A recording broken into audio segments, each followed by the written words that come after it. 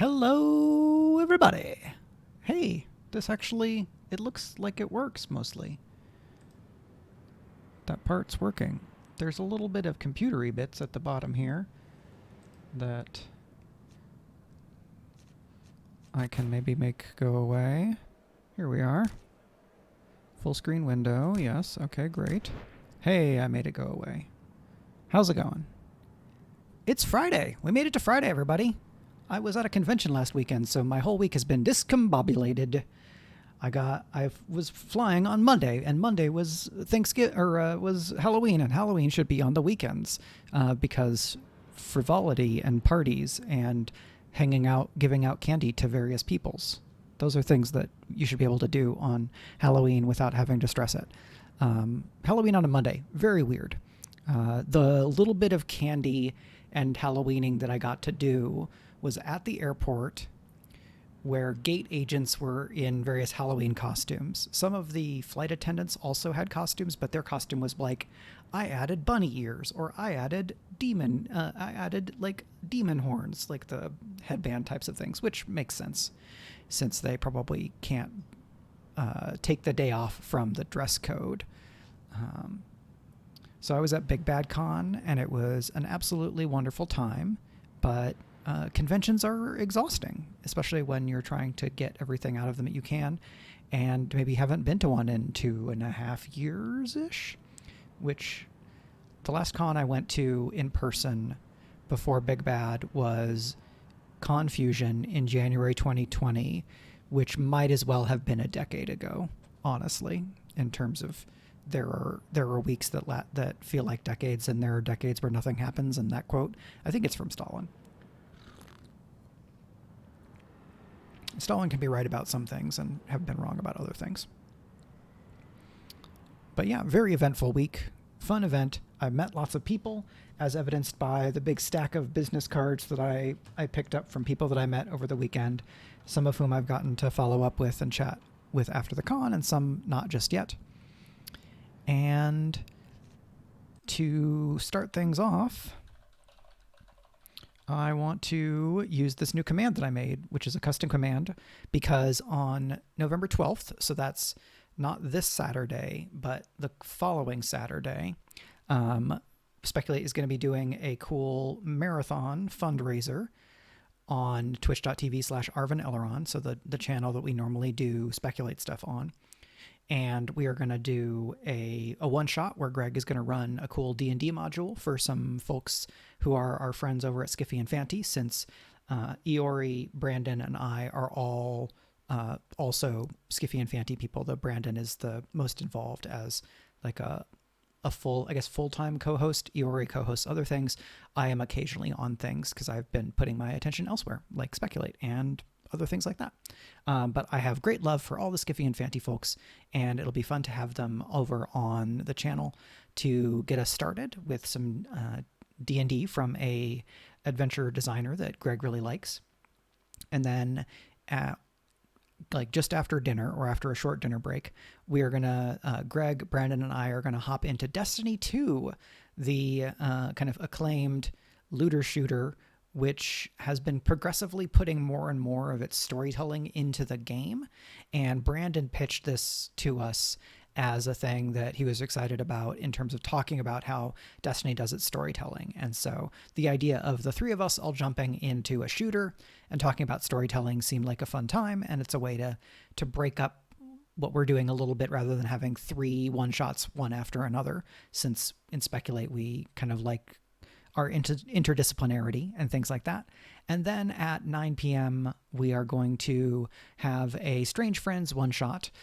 It will be Blades in the Dark, which you've seen before. It will include the setting of Faerun, which you've seen before, but together for Blades in the Deep, where we will be using the Blades in the Dark rules, but in the city of Waterdeep that Iori Kusano is GMing. And that will also be very fun. I'm excited for that. It's very fun to get to play with someone who you've played with before, but they're getting to GM and you haven't gotten to play with them when they're the GM before. And I like the idea of getting to see the different storytelling styles of the Strange Friends in different ways as we kind of trade off the GM hat across a variety of games and events and things like that. So that all is very cool. Be sure to mark your calendars so you can join us live if you are able to do so. There is some stuff over at the Speculate Patreon. This is just like public posts. You can see kind of a more complete breakdown of stuff we're going to do, plus talking about things we want to do with the funds that we're looking to raise, which include releasing episodes more regularly, maybe getting to do a refresh of our website, which we haven't been able to kind of do in a big concerted way because of a variety of factors. And then things like, if we get enough funds, does that let us modify our workflow so that we could do more things like one-shots or a very, very short series, like one-shots to three-shots kinds of things. And that will let us maybe play different RPGs that we haven't been able to because we've mostly been running mini-series and campaigns where things last from 8 to 20 episodes, right? Rebel Crown was 8 episodes if you include if the session 0. Cindered Seal was like 19 or 20 sessions, plus the kind of campaign post-mortem. Valorword, who knows how long it'll go. Fractal Spire is at 10 sessions and things like that. We have had a lot of fun getting to really dig into characters over a longer period of time, but I think there are some games that are really good for one-shots that'll give us a chance to show off more different games from a variety of designers, including like a special focus that we have on trying to highlight works by marginalized creators, which is very cool. And I got to meet some very fun and interesting creators doing cool stuff at Big Bad Con. So I'm excited about that. And we will also be having Valorword on the next session of Court of Blades Valorword, playing Court of Blades by a couple of Drakes, is going to be this coming Friday. So we're going to have a Speculate full weekend where we have Valorword on Friday and then the marathon fundraiser on Saturday. I don't think we're then going to have something else on Sunday, but you never know. If that turns out to be the case, then I will probably have to take Monday off again because we will have been doing so many things. But regardless of that, I'm very excited for the event. I hope that the folks who are watching here or who are watching on YouTube over the course of the next week, if it is before the 12th, we'd love to have you at that event. If you are seeing this after November 12th, then I would ask that you go over to patreon.com/speculate, where I will have linked that marathon fundraiser event in the kind of the public feed, or you can go to youtube.com/ArvinElleron to my friend Greg's channel, which is where we do the Speculate games. You can check all of those fun things out, hear us talking about what we like doing in the show, things we're hoping to get to do, and see if that's something that you want to support us, whether that is by becoming a patron over on Patreon or kind of making a direct donation per the terms that we talk about during the event. We haven't 100% finalized what that's going to be, so I don't want to tell you to do one thing ahead of time only for us to settle on doing something else. So just keep that in mind. I know that the economic situation for a lot of people is pretty rough, so folks may not be in a great position to be able to give a lot or to give at all.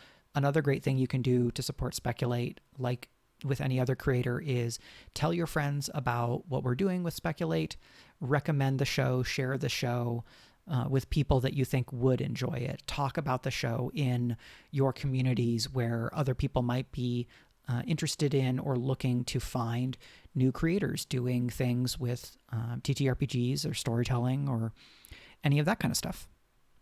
So that's that. All right. I have gotten mostly to catch up on my sleep because I actually slept pretty okay at Big Bad Con. The first night or two, I did the thing that I tend to do at events, which is I wake up a couple of times in the night because I have not settled in as this place is a safe place and everything is fine. But it worked out okay. I didn't have really late nights because we're still in a pandemic, and late nights at conventions tend to involve people packed together very tightly imbibing alcohol late into the night. And doing that also reduces the strength of, like, that compromises your immune system, right? So I really, really wanted to go to this event and come away with it not having gotten COVID, which so far, so good. Fingers crossed. Knock on wood. And that is that. So this is Beneath Oresa. This is a game that you may recognize if you are a regular watcher on this channel or you watch my stuff over on YouTube, because I played a demo of this summer in one of the Steam Next Fests. Just making sure that my camera is actually pointing at me in a meaningful way. That seems to be happening just fine. When we get into the game, I may move my camera again because I don't 100% recall all of where the UI goes, and I may need to make some adjustments. I think a week or so ago, I was talking about how it would be a good idea for developers, I'm sure a lot of them do, but for any developer to think about where is a streamer's camera going to go in your UI, and is that spot in the UI consistently open so that the streamers don't feel like they need to move their camera around, which, you know, kind of adds friction and makes it harder to showcase your cool game. So I've done some options. We're going to look at credits here. So this is developed by Broken Spear, founders Jonathan Lafauchère, Lionel Odo, Renaud Bartin, project manager Lionel Odo, and here's a bunch of people that worked on this game because they've got a lot of localization already. So, localization from the Void, music and audio, Vibe Avenue, and again, developed by Broken Spear. So, pretty small team here, but I think they've done some great work already. And now, let's check it out. So, we start doing quests for the Agora. Here we see this, like, sort of cel-shaded, like, thick line art style. We're in what feels like kind of a post-apocalypse-ish setting, or maybe a far future setting where things are pretty rough. We've got some holograms here, and whatever is going on with these people, they need to go down into hello, Broken Spear Studio, thanks for coming to hang out, and thank you for making this game. What I've played of it so far, I really enjoy. So, the text here says, since the gods abandoned Oresa, an entire fauna gathers in the Agora. Mercenaries, cultists, knights, ambassadors. People come here to ask for help, submit contracts, or offer their services. So, this is kind of your, I'm guessing, like, pick your scenario thing. I haven't unlocked more stuff yet. And this game is in early access, though it feels very, it feels like if I didn't know the game was in early access and was like, this is a $25 game, I would look at it and go like, yeah, this is a video game. It doesn't have like huge glaring holes in it. Sometimes for a early access game, like there's clear placeholder stuff that you know you need to keep that in mind. So we're gonna do this, and then I'm gonna actually go to my audio and turn down the music a little bit because it's a bit loud for me. So we have Hektos, Doltar, and Neride, or Neride. If all of these E's sound the same thing, so it's Neridi or Neride. And so each of these characters has a core special ability. They get some variation of cards, and then these cards are the faction cards. So every character in this faction starts with this basic attack and this basic defense.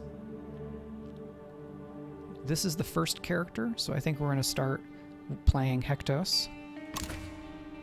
And then a cool thing about this is you get a companion, and your companion determines special perks that you can unlock by increasing your companionship rating. There's a few different events throughout the game that will let you increase that companionship rating. So I can have either of the other two characters in this faction. Check out this cool sword. Like, just running around with a cool crystal science fantasy looking sword. I love it. I'm gonna go with this character as my companion, and then we are gonna start delving beneath Oresa. So it looks like we have 3 biomes: Prime, Antagonist, Lauda, and then the little map is down here at the bottom. So this is our kind of, if we're comparing this to Slay the Spire, which is like the biggest game in the roguelike deck builder space, we have not as many chances, or not as many choices here in the flow. We have a few choices, but it does tell us what things are coming. This is a straight up fight, but we do have options going into the fight. We can choose some of the circumstances. We can gain one of this, I think this is called Might, which basically means that all of my attacks gain +1 damage, or we can use the high ground to gain +1 energy and draw an extra card on the first round. Thinking about the damage numbers, I think I'm going to take a Might here. So, we've got 3 enemies, and already this looks pretty different than a lot of roguelike deck builders because this is like 3D action stuff. And when I do my when I play my various cards, it's actually going to give us animations, which is pretty fun. But first, I'm going to go to Options and Sound, and I'm going to pull everything down by about 1/3 and see how that goes.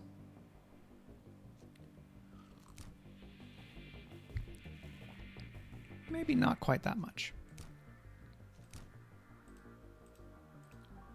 Okay, let's pull that back up a little bit. So I've got Family Art, which is a basic attack, costs 1, does 10 damage. So the sword thing over here is the damage.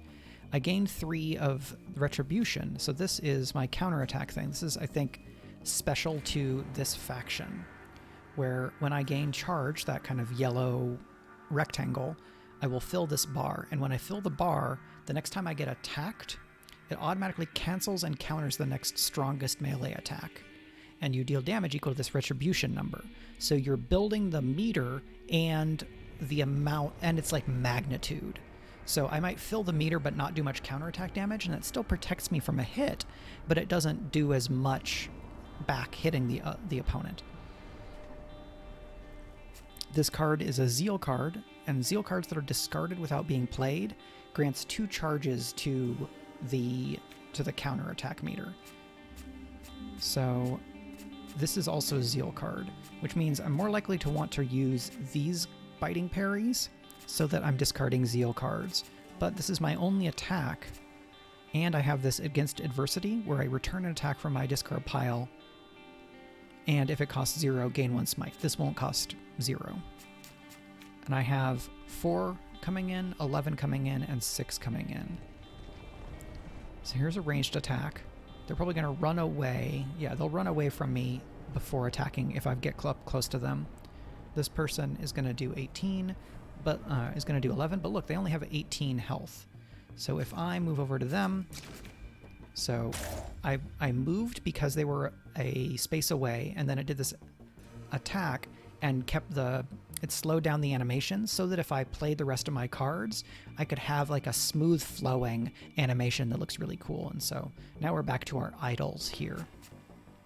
So I can use this to get this card back. But now I'm going to play both of these biting parries. So I have 14 block now. And I'm going to discard both of these Zeal cards, which will make my meter go up by a lot. So I block using that. But now they're doing more damage than my block, so I'm going to take some damage. And I draw again, and I have Bleed. So on draw 1 card.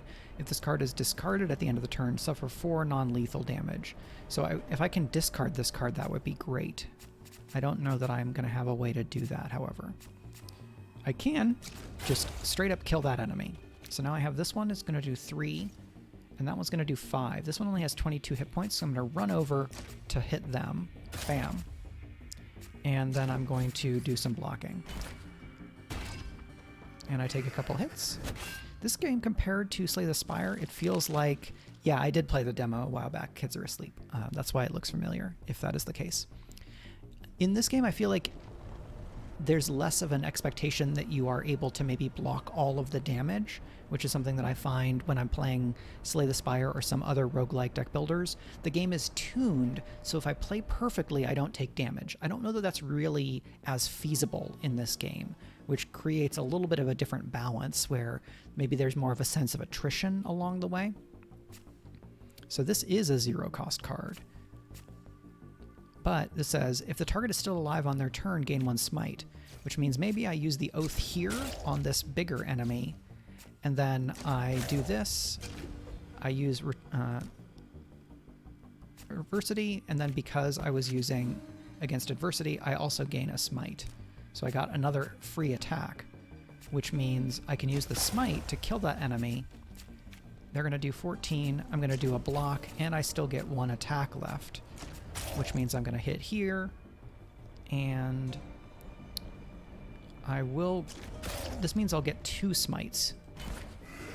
They're going to get a hit in on me. This is a pretty big hit, but now look at all this. I get 2 smites for free. They've got 16 health left, so I can just finish them off. Boom. Combo. And that's a fight. Stress works differently, right? So now we've got the part of a deck builder where you build the deck. Learn 2 techniques. Something interesting here is it looks like I am required to learn a new technique. I can't pass on taking a new card. So my deck is going to keep on growing.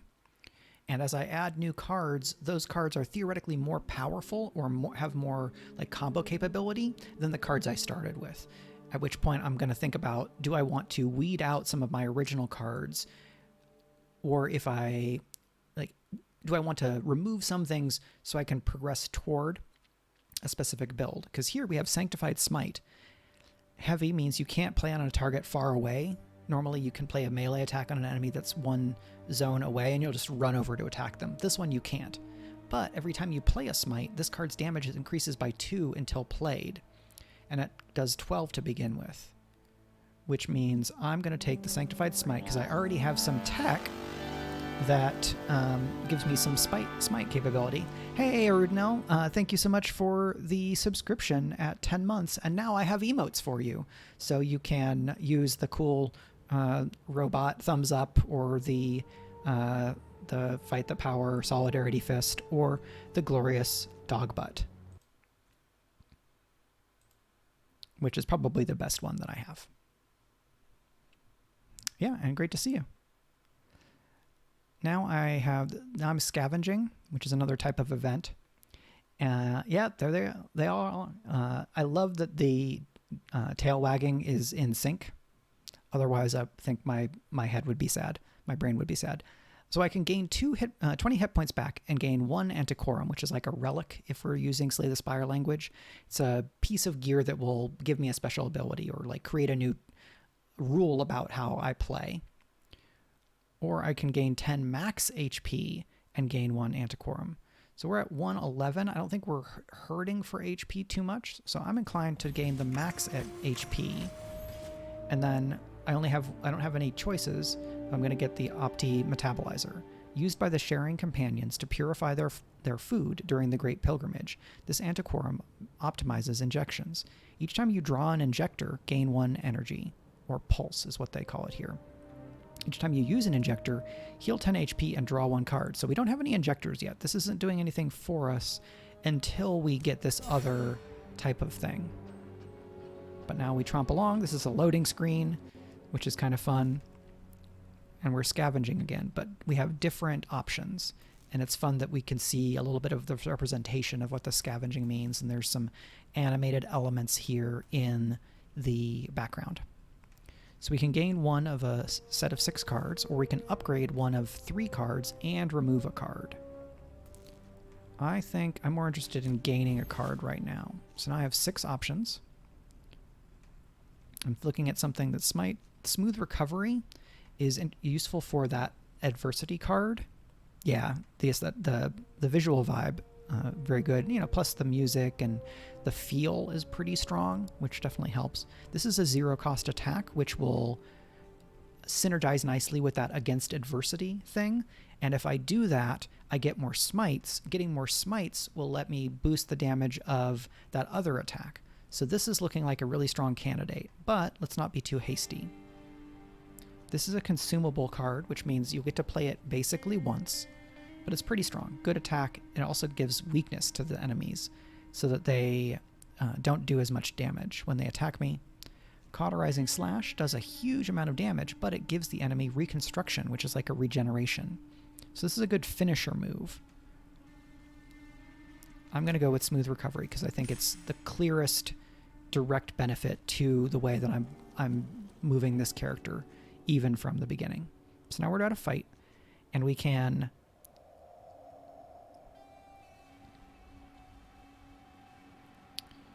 '90s to 2000s. Yeah, let's see. I guess this is... the art is a little bit reminiscent of Griftlands, though not especially. I'm trying to remember if there's another game that you're thinking of. Apologies if I've forgotten. So I could get a better reward, but this fight, a random foe gains 25 max HP. Let's take the big fight. So this enemy was 40 and now is at 65 hit points. Each time you attack this foe, they gain 5 might. Yikes. Oh, same thing. So resentful clawing. Yeah, no worries. Oh, so the chain is shaking because some like train or transport is passing overhead. That's very fun. So we have a Sanctified Smite. And let's do this. We don't have a lot of attacks coming in, so I'm going to go ahead and move over here to do that. And then we're going to do this big smite because we only have 3 damage coming in.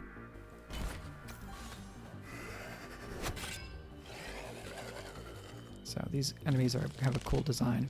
So you're going to do 5 and you're going to do 3, but this one is going to debuff me. I don't know that I can make that stop happening. So instead, we're going to use these 2 free attacks. And then, actually, I am just going to finish this enemy off so that I don't have to deal with them as much. So hitting them did mean that they're going to do more damage back to me, but I do need to kill them at some point. So I have to do some damage. Now another enemy has joined the fight, and this enemy is pretty weak. They only have 18 hit points. So I do have the attacks to just straight up kill them. And I can use this and get back my Oath, which then will give me a smite. So I can do this, and then get a little bit of defense. And then I get a smite for next turn.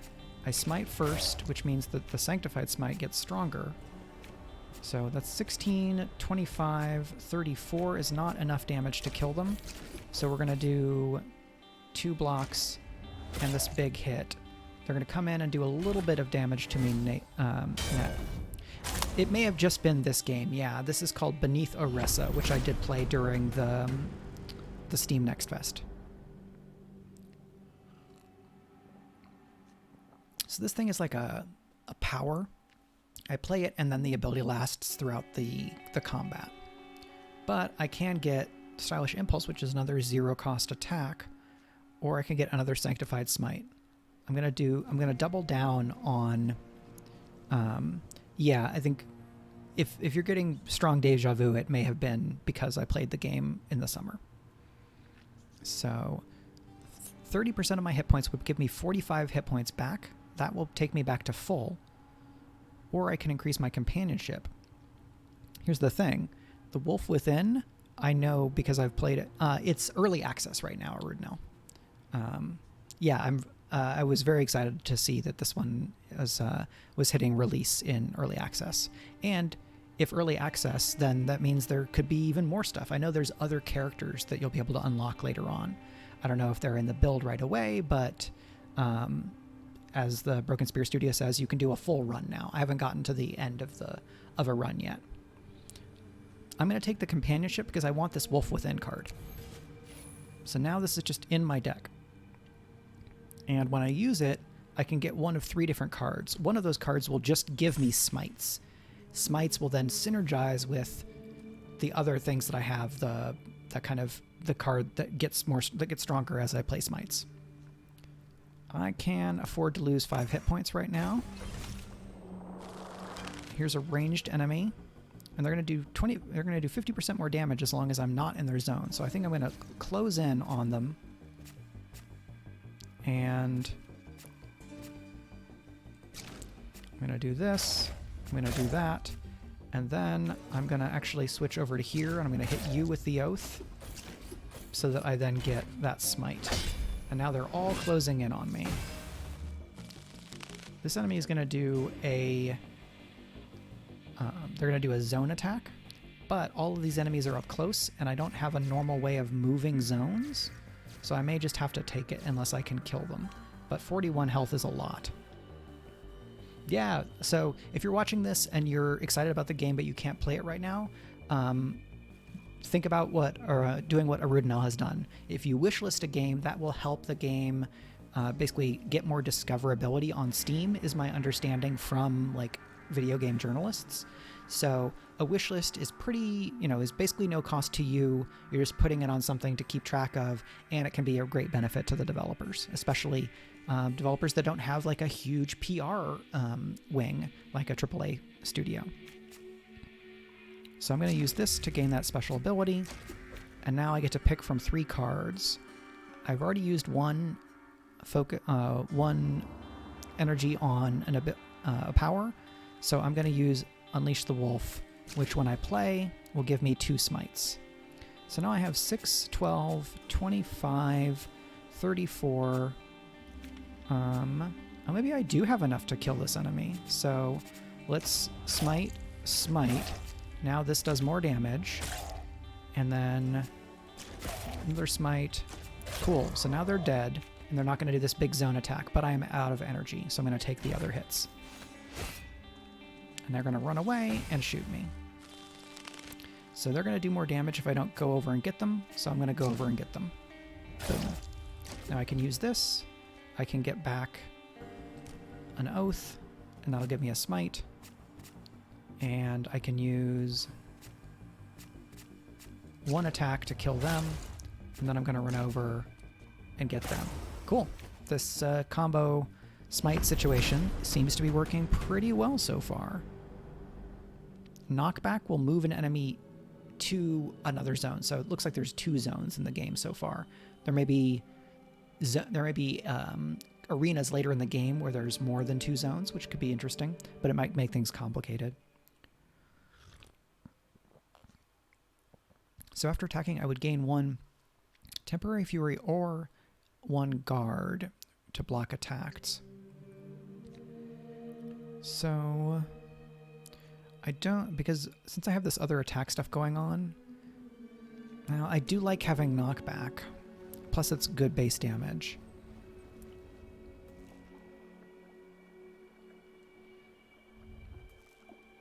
Yeah, I think this may settle into a good game that I fire up if I want to just do something for a half an hour and not have to think about it in the same way that I think about other things. Like this will hold my attention and take some energy, but in a different way.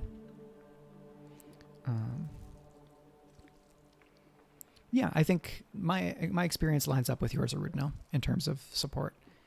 I am, however, going to take the shortest of breaks so I can turn my fan on. I'll be right back in like 5 seconds.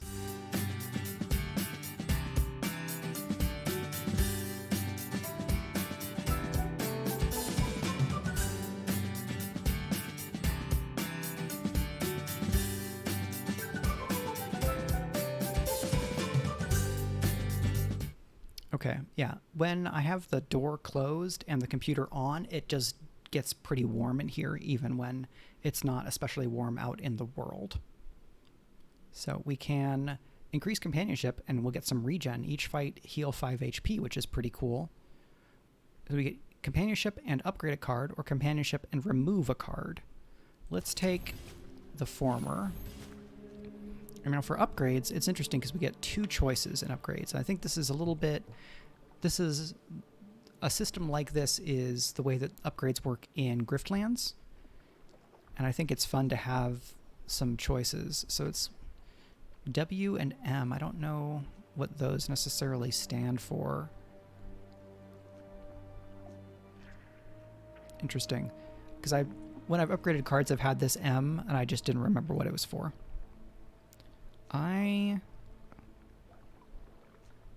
Oh, just there to be able to talk about the card. So it's like symbol designators. Like, oh yeah, I've got all of my smooth recoveries are M's. Yeah, great. I am going to take... Oh, you can add knockback. That's pretty cool. I'm going to take the M on biting parry because I want to up my block, because I find myself taking damage even when I'm throwing down a couple of blocks. I'm going to heal 5 from her, so I'm going to take the high ground to start. So these are anointed urns, so little robot enemies, and a tainted obelisk. So there's some stuff going on down here lore-wise, which is interesting. I've basically just been...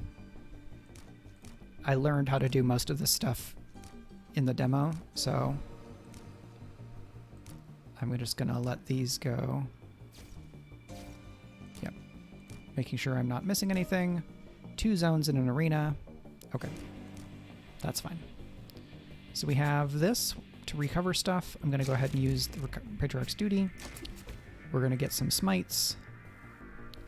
These are 25. Okay. First time each round you play an attack near this foe, add 1 curse to your draw pile. So I'm going to move over to that enemy and hit them. So I could straight up kill them, but I'm going to use this to get back... Oh, I guess I didn't use a zeal thing, or one of the other ones. Nope, none of this was zeal. Interesting. They're going to do 6, 10. Yeah, I'm going to go ahead and block. And then I can finish them off because I gained the bonus from the high ground. So... deals 5 damage after you counterattack. Well, I haven't countered attack yet. I've got a little bit of bonus on the smite. So I'm going to use this smite and then that, so that now I'm not near this enemy.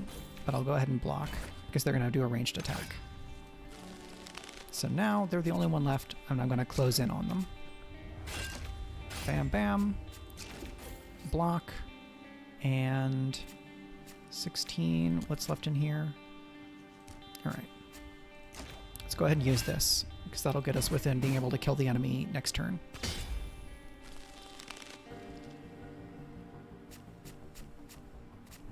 Okay, let's get up in there, do a smite, and then finish off with the big Sanctified Smite. The animation on that one is especially fun, so it feels good as a finisher.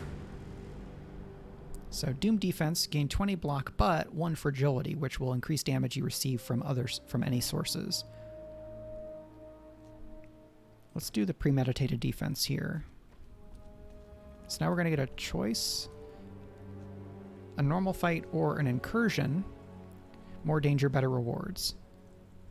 Let's do an incursion, because we're showing off a game, right? Let's try the fun, different things. This is a Psy Preacher. They've got a big headgear and sparky things and some Dr. Octopus stuff going on, and they're floating. And this is a Psy-linked gunner, a Psy-linked gunner. So I think this Psy Preacher is controlling these 2 folks. And you have lots of things. So you're going to regen, and when this enemy is destroyed, all enemies alive suffer 55 damage. So that would just straight up kill these enemies. That makes me think I should just focus on you, but that would mean taking more damage from all of this, right? I do get more focus this turn, or this. So let's gain some smites.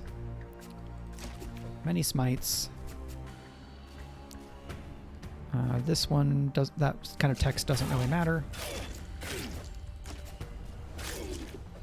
And we're going to get this, so then we get a smooth recovery, which means that we get a smite. So we did a bunch of damage, and now we're going to take a fair bit as they come back at us. And the one runs away. The Preacher goes in with the big hit. So, counterattack, what are you doing? Neural Assault, if attacked. So that...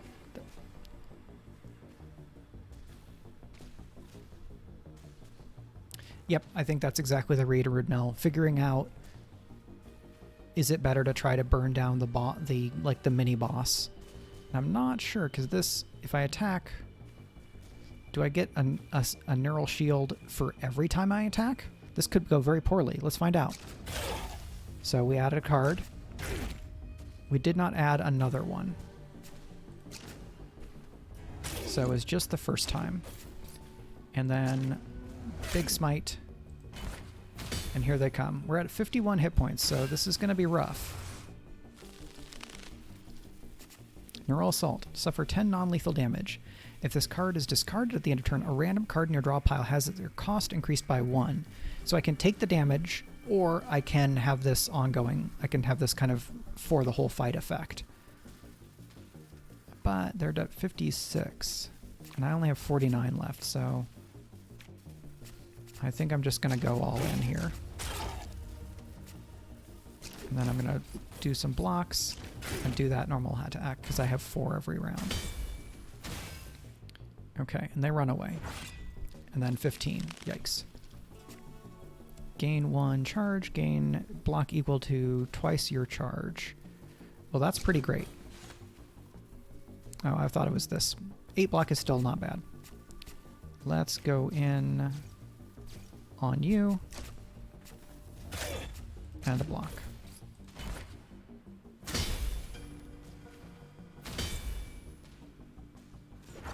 Okay, 17. So we want to kill this enemy this turn, and I think maybe I can do it. Okay. Boom. No, I don't think I can do it this turn. So instead, we're going to do that, which will give me some more block. And then we're going to hit you there, and I think I am going to die. Yep, because my counterattack thing didn't quite charge, which would have let me block an attack and respond with damage. Okay. So I'm only seeing 0.3% dropped frames, but the last time I saw the animation on the stream, it looked a bit choppy. Could have killed him by not playing my Zeal card. Yeah, I need to attend to that more, right? I've not assimilated that aspect of play. But it's a run-based game, so we can just start over. And I think we'll use a different character. If I were playing not on stream, I might use the same character again to try to like internalize that stuff. But I want to show off the different characters.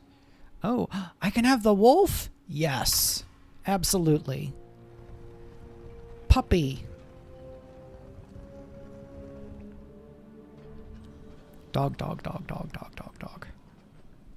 Wolf is unique to this character. Yep, that's very fun.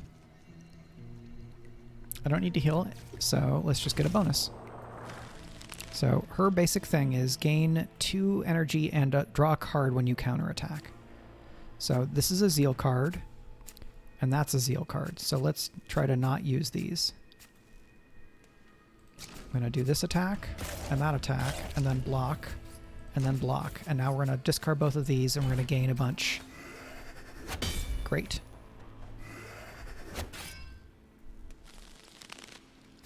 So Zeal... The Zeal cards get highlighted with this like golden outline. So that will help me remember what's going on. So I can do this, take a little bit of damage, but now my bar is totally charged right away. I'm going to do those 2. I'm not going to do as much damage with a counterattack, but I am going to just not take that damage. And that was enough to kill this enemy. So with that card of hers, I can gain... where is it? Okay, it's something else. So knockback. I want to go after this one because they only have 8 hit points, right? So we got 2 9s. If I do this, and then I can block, and I can come and I can kick you, and you'll go back. And I'll gain Zeal. Yeah, having a mechanic that is... okay. Yeah, it's a once per battle, removed after use. Having a mechanic that incentivizes you to not use certain cards is interesting and not something that I'm as familiar with in this style of game, and so that's fun that it's distinct to the game. So I've got these bleed cards. I can't play them, and they will make me take extra damage, but I do draw more cards, so it doesn't as much fill up my hand because they do replace themselves. You know, I draw 1, 2, 3, 4, 5, looks like. So you're going to do 4. I can block that just fine here. I'm going to leave this to get the Zeal and just do a couple more hits and leave it there.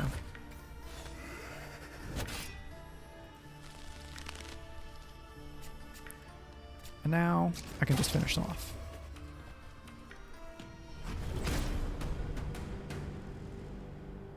Just going to watch the stream real quick. Okay, that looks just fine. Reckless Lunge. Heavy. Lose 1 charge. Interesting. Or discard 1 card. Gain a random card for the collection every time you play at a cat. So this is good because a lot of my other stuff doesn't necessarily increase my charge as much, or doesn't increase my retribution. That will let me increase the retribution. Gain extra block. Let's gain extra block. So we've got an enemy with 18 right here, but I don't have all of that. 3, 5, 6, so that's 14 damage, so I can just do 2 blocks and hit you once, and then I'll gain the Zeal. Boom. So I blocked everything, but now this one is up near me.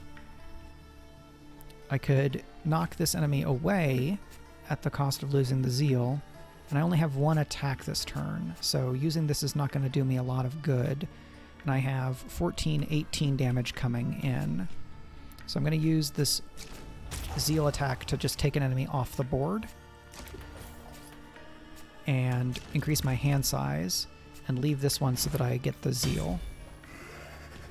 Boom. So I take a little bit of damage. This enemy has 22, so I'm going to go over and say hello. 3 attacks at 9 each is enough to defeat this enemy. So they're going to do me 8, but now I have my counterattack, and it does 21.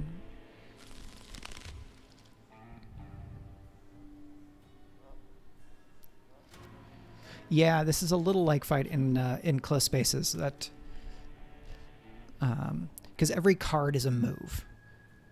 Some of the moves are not attacks, and some of them are temporary, and some of them are permanent. So a lot of the same design structure as fights in tight spaces. Tight spaces? Fights in tight spaces? I think that's it. So I could gain counterattack for every attack, but they have 19, so I can just go bam bam. Oh, I should have done the other attack first, because that looks cooler. Slash and then kick.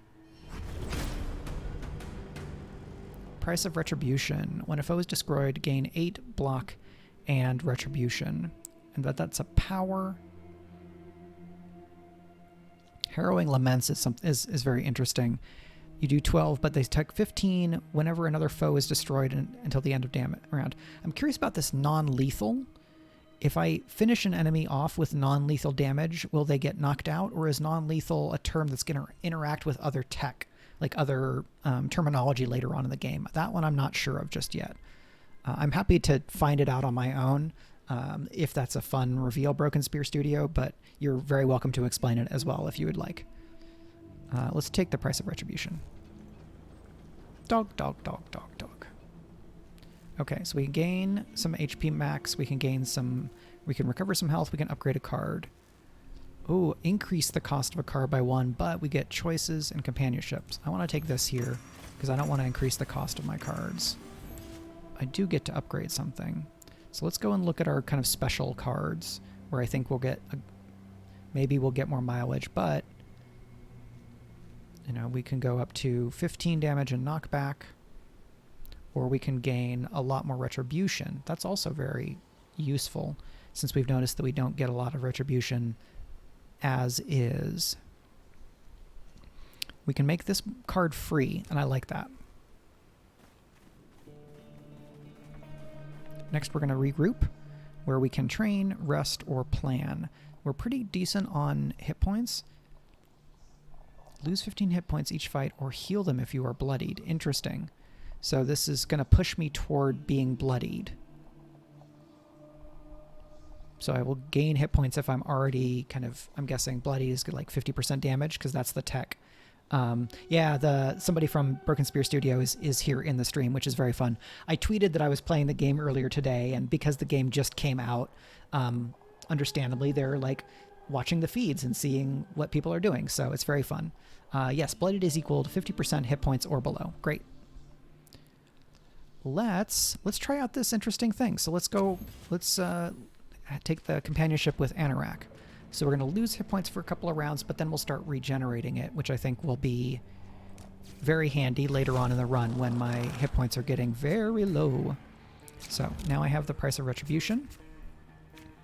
We've got 27, 27, 38. Until this foe is wounded, they have 5. All right, so I want to wound them. Nope, I hit the wrong one. That's fine. Block. And I'm going to go ahead and use that Zeal card because I want the block. Stab, stab. Okay. So they're doing 17. I would very much like for them to not do 17 damage to me. So let's come and hit them. And now their might has gone away. And then I'm just going to block a bunch. They run away, and then they jump and shoot me. And then these enemies come in, because the jumping shooter one will attack everybody. Yeah, so Zeal is the meter. A Zeal card will add 2 charges to my counter meter if it is discarded at the end of the turn instead of played. Every turn I draw cards, and then some of them get marked with Zeal. So it's an interesting like push-pull thing of like, do I need to use this card for its text, or do I want to get that counterattack meter? Because when the counterattack meter is full, I will block the strongest melee, next strongest melee attack coming in, and then I will do damage back equal to my retribution number, this little orange crown. So, Zeal, Zeal. All right. So I can just kill this enemy, which is pleasing. And then I'm going to block, and I'll gain a little bit of Zeal. But now there's reinforcements. I'm going to come in and go after this enemy.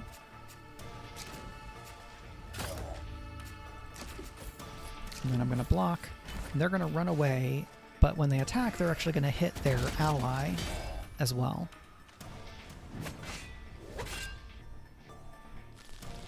So I'm very close to bloodied, at which point Anorak is going to start healing me.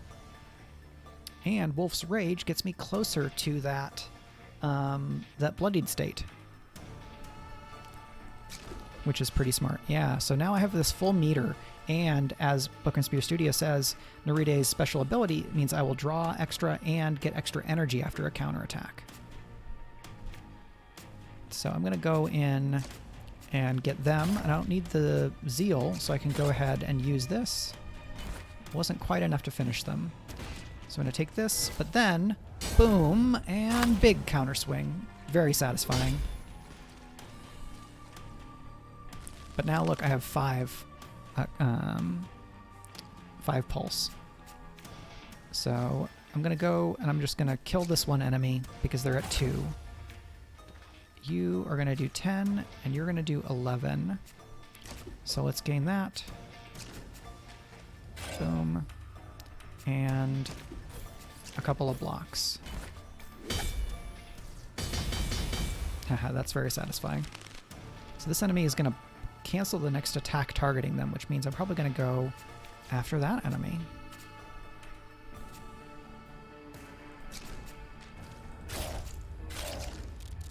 Okay. So I'll take a little bit more of a hit here.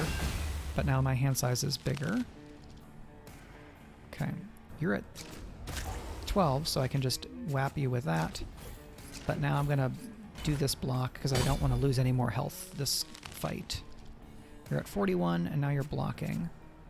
So I'm gonna again do 2 parries and just wait you out a little so that I get my counterattack. Very nice.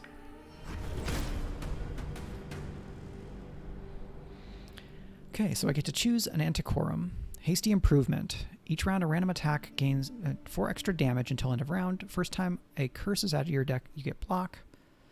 Chance to get a volatile ejector. I don't think I have the injector thing that I did last round, so I'm going to say Hasty Improvement. Next is Scavenging. So, mucking with a machine here.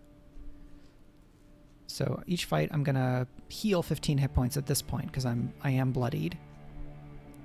Let's remove a card and gain Antiquorum. So we have this improved attack, so I'm going to remove 1 normal attack. When the fight starts, draw your next program. Reduce its cost by 1.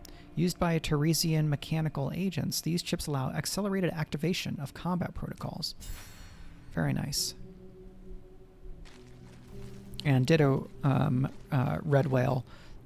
This game is gorgeous. This is fun. Because I think I've said about this before is the animated combat makes the screen very visually stimulating. And while there's a lot that I love about many other roguelike deck builders, not as many of them have like as dynamic a combat screen as Beneath Oresa. So I think it's going to show really well. And it's fun. Like, I get to key in on it. It feels more like an action game, even though it is still turn-based with all the action, with the action points in Pulse. Let's get the heal.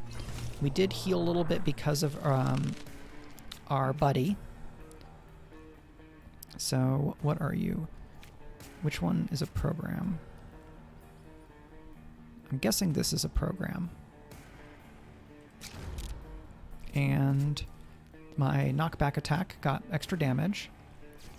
So you're blocking when this foe... Great. Program is blue cards. Great. So I'm going to knock you back. And then I'm going to come over and attack you again. And then I'm going to block. And I'll drop one of my Zeal cards. Yikes. So I'm getting hammered here. I'm going to go ahead and do that. And I'm going to take more damage, so I'm going to block. And then I'm going to hit you, which will give me a bit more counterattack. So I'm going to block an attack. I block the biggest attack, and I don't do a lot of damage back, but I do save myself the damage that I would take, which is pretty great. But now they've gone into defensive mode. So I would kind of... My first attack against this enemy would not really count. I do, however, have enough energy that I could just power through and kill them, and when this foe is destroyed, I gain 15 block.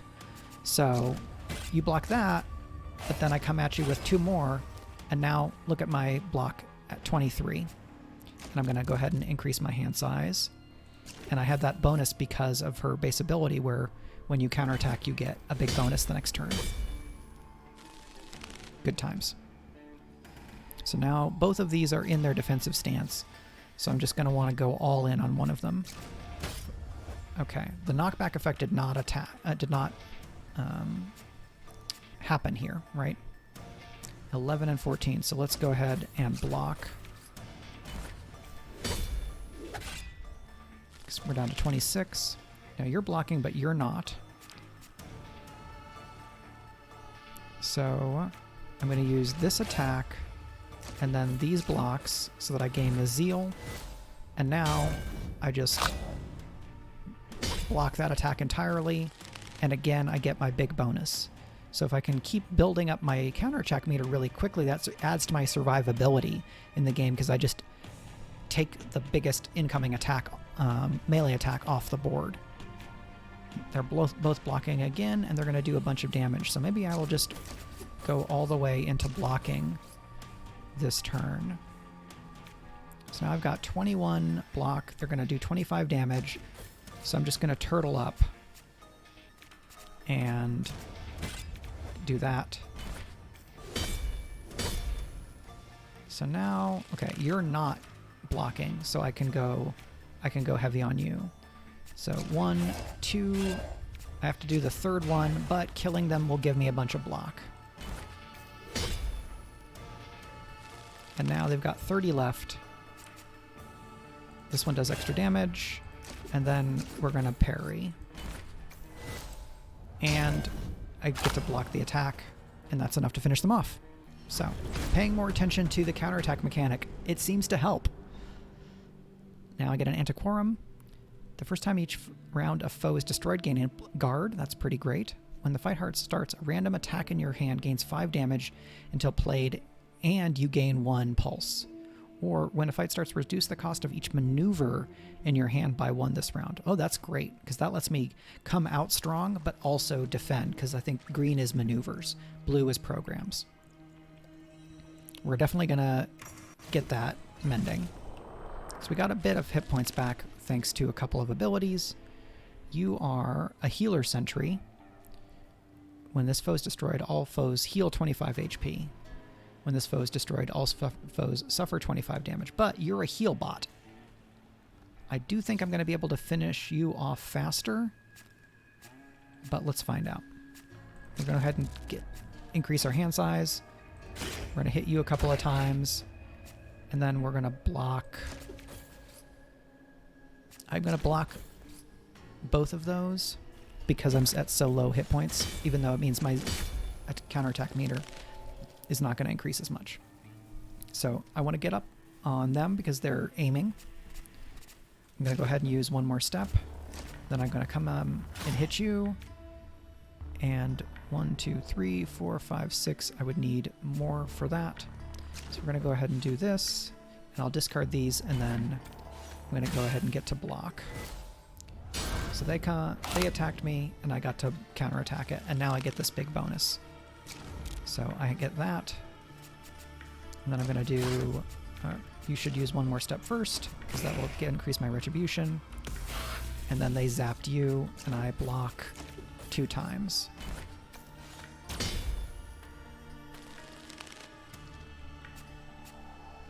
Alright, so I'm going to hit you, and then I'm going to kick you, and then I'm going to block. So they are doing these stuns to me, which is going to fill my hand with stuff I can't use, but it does give me zeal.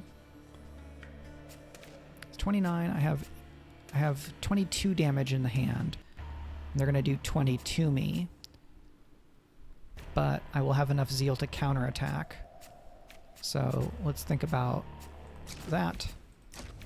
If I hit you like that, I will fill my zeal meter. Oh, not quite fill my zeal. I thought I had 2 that I was discarding. Oh well. I do the big kick.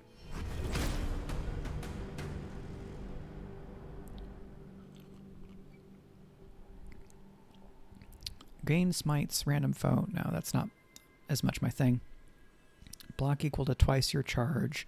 So this is great because it will help fill that meter, which I'm already getting a lot of benefit out of with my innate ability. Infinite cycles. Damage. Draw 1. If it is an infinite cycle, add an infinite cycle to your discard pile. Okay, so this is like becomes a self-perpetuating thing. I'm going to remove a card instead. Let's twice your charge. I don't lose the charge there. So I'm going to take out a normal biting parry.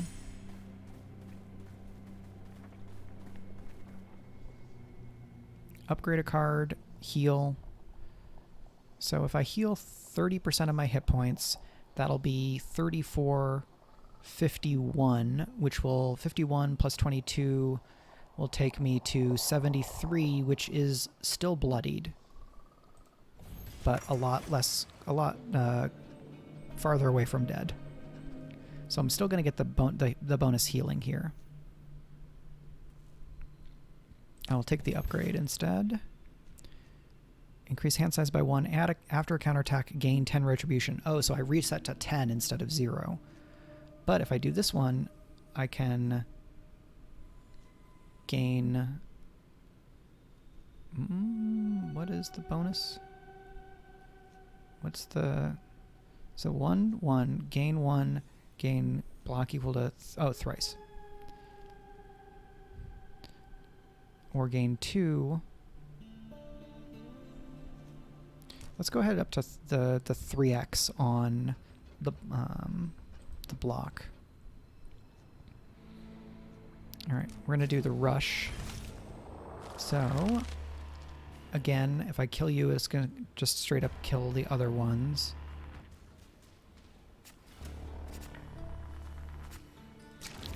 We'll do this. So that means that when I destroy an enemy, I will get some bonuses, so there's some benefit to going after these enemies first. So let's try a different way of doing things. We're going to get the Wolf's Rage, which buffs up our Zeal meter right away. Block. I'm just going to do these so that I will get a counterattack immediately. Oh, you were doing a ranged attack, but in close combat, so I don't get to do the counter. Alright, my meter is full, so I don't need to worry about playing the Zeal cards. Okay, so do I not get to counterattack in this fight if they're all only using ranged attacks? Interesting. Okay.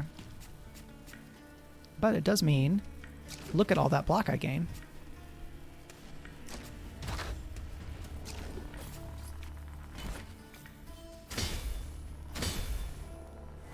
Ah, here we are. They come in, and I get to hit them back nice and strong.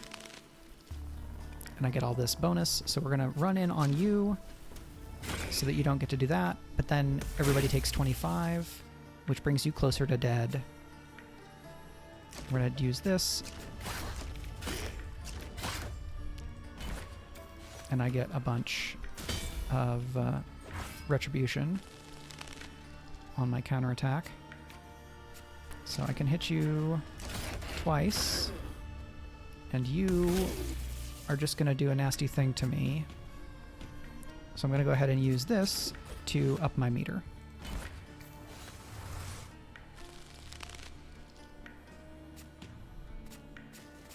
Alright, I'm going to use this, do that, and then block. Take a little bit. 46. So I will only need one. I need to discard one Zeal card, which means I can use this one and that one. And now I'm going to counter this and take them out. Very cool.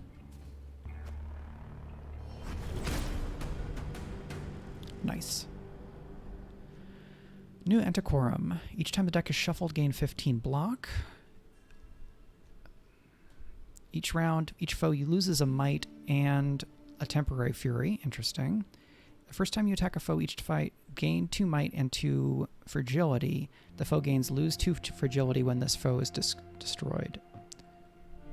First time you attack a foe each fight. I get this, but I think this would be better with like the smite build where you're using more 0-cost attacks. So let's do Cyclic Resurgence instead.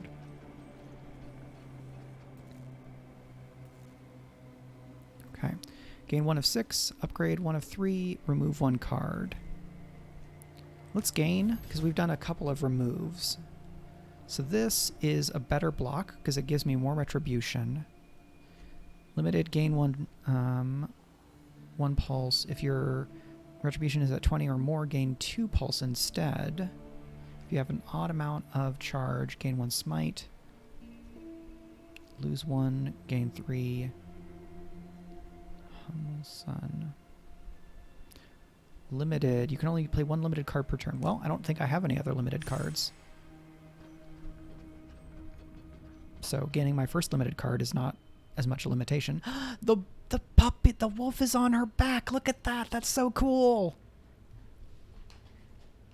Is it silly? Yes, but it's also awesome. Gain an injector. I mean, I'm so close to dead. I think I need to just take things as chill as I can. Alright, I'm gonna attack you so that you don't get your double attack bonus.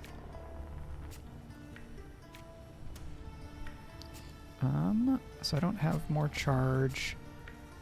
And it's a zeal card. So I'm gonna gain 1 focus, but I can't really use it entirely. And I'm taking so much damage I need to block. Now I'm gonna attack you. Just to have a little bit more defense. Okay, so you're at 4. I would like you to be dead. Let's do that, even though it costs me some hit points. I will discard this Zeal, get a full counterattack bar, and hit you for 20. And then I get my counterattack bonus, which means I do 7 on you. And block. Oh, I should have done this in the other way, because then I would have been able to get 2 off of this. You're doing 7, I have 30 block. Alright, I'm just gonna come in on you. I don't need to build up to a counterattack again here.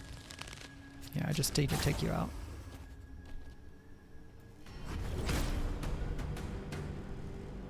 Gain smites, random foe.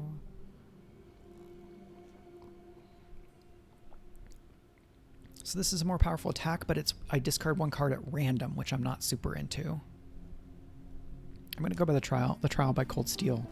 It's a one-use card, but adding that weakness is pretty cool. Alright, I want to see if I can get past the first biome, so I took the healing, because I was so low on my health. And I get a bit more back from my good friend. These enemies are envoys, so Envoy of the Chain, Envoy of the Seed, and Envoy of the Key. And they do a lot of damage. So I want to go and attack them because they're going to get a bonus damage if I don't. I'll get that program for free. And that's as long as you're not in their zone. So I'm going to knock back this other one. And then I'm going to block. And I'm going to attack you because I want to beef up my meter. I know that, if I remember correctly, some of them do have melee attacks. Because if none of them did melee, then my counterattack would be sad. So they add these cards to my hand, and the last time I played, my hand got very full with these things. So it is a Zeal card, fleeting, so it'll be erased if played or if it is either played or in your hand at the end of the turn. So it's not going to stay around. A random card in your hand is erased. Draw 1 card. So I don't have to use it. I can do this and then gain a bunch of block, and that will give me some energy, but not a ton because my retribution is still very low. And we're going to stay down there. So I'm going to not have to take that damage.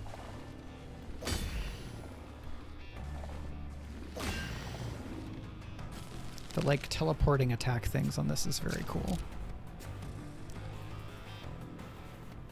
On draw, a random foe suffers 2. So if I don't use it, it will keep accumulating, and that's pretty cool. You're gonna attack enemies near me. And you're just hanging out, but you're at 99, so I want to focus on you. I'm going to hit you with these.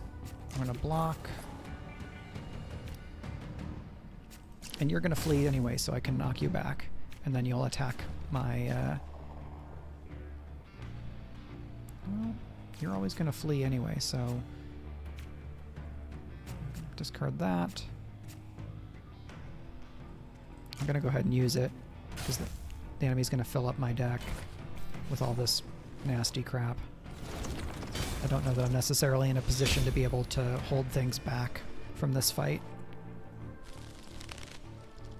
So 58. Let's get focused on that enemy that is lowest. So we're going to do that first. Go over and hit them. Block. Random foe against 2 might. I don't have any energy, so I don't need to do that. But now my charge is getting up there. Is anybody attacking me from melee this turn? So 1 is, but only for 4 damage. But I will gain 2 here.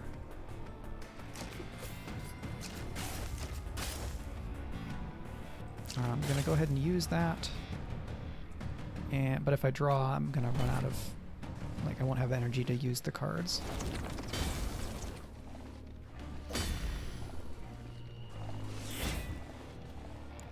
Okay, you're at 18. Yes, I want to make you be dead. So we're going to use that. And then I'm going to use this. Because now that block will get stronger.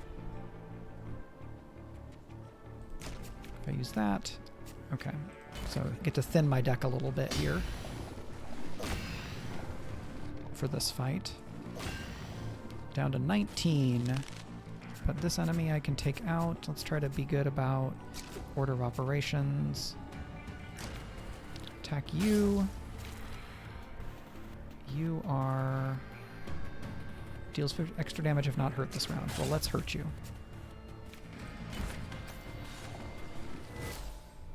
Oof. And a big counterattack. Very nice.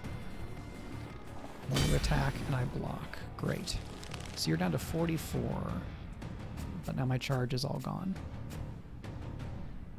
So I can gain 1. You're going to do what? Okay, it's more important to stay alive at this point, to be honest. And then I gain some more block. I will get some zeal here. You're adding the nasty cards to my hand, to my deck. Charge. So let's do this. And then take you out. So now I just have 1 enemy that I'm dealing with. So you gave yourself a buff. I do get both of that. And I just go wild on you like that.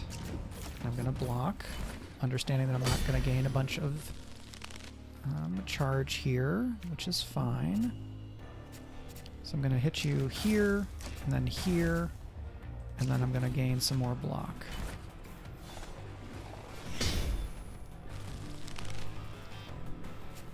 Alright, that gets me all of this. And block. And I only need 2 zeal, so I get to go ahead and use this big attack. And I will block, because that was not a melee attack. They're doing a ranged again, so I'm gonna go in on them. So the nice thing about having your meter full is you don't have to worry about not playing zeal cards, because you can't get more meter. Alright, get all that, and now let's just make you be done. And that's a incursion, or a boss fight, I guess. So this is an interesting mechanic. I get 2 options. I can reveal a third one, but if I do, this first option disappears. So I can only have 2 options at any given point. Gain 4 might on gain 4 fury on everything. At the end of the first round, suffer 5 non-lethal damage. Increase your max pulse. That's interesting with the wolf thing, right? I'm gonna go for the sap because I think 4 on everything is pretty good. Who's a very good wolf. Broken Spear Studio, if you're still here, please tell me that one of the recovery or regroup things, animations for this pair of characters is petting the wolf. If there isn't one, please make one if it's not too much of a resource drain. Because then the game will be positively received within "Can you pet the dog?" And I will be personally delighted. So that's a very specific request that maybe you have or haven't heard before, and it's actually totally fine if you don't do it because make the game you want to make. But I recommend it. Add 2 stuns, but gain... No, because I already have another thing that gets me 4 of that. So now we have an upgraded Custodian. You are very beefy, and you will take damage. So I'm going to try and take you out first. We'll see how that goes. Get hand size bonus for free. And I'll hit you, and then block. Then I'm going to knock you back. And taking damage is okay because we have that wolf thing where we want to ride the bloodied line. Big zap. All right, so they're both charging up. Therefore, I definitely want to go in and get them. My meter is full. I'm going to get a bunch of block. And then I'm going to hit them at least to close in so they don't get the big bonus. But neither of them are doing melee. Ooh, look at this. They've got cancel the next attack, and they're going to move in. They're going to do a big melee attack. So here's maybe where we find out whether, if I do a counterattack, will it bounce off of their protection or not. So I'm going to hit you.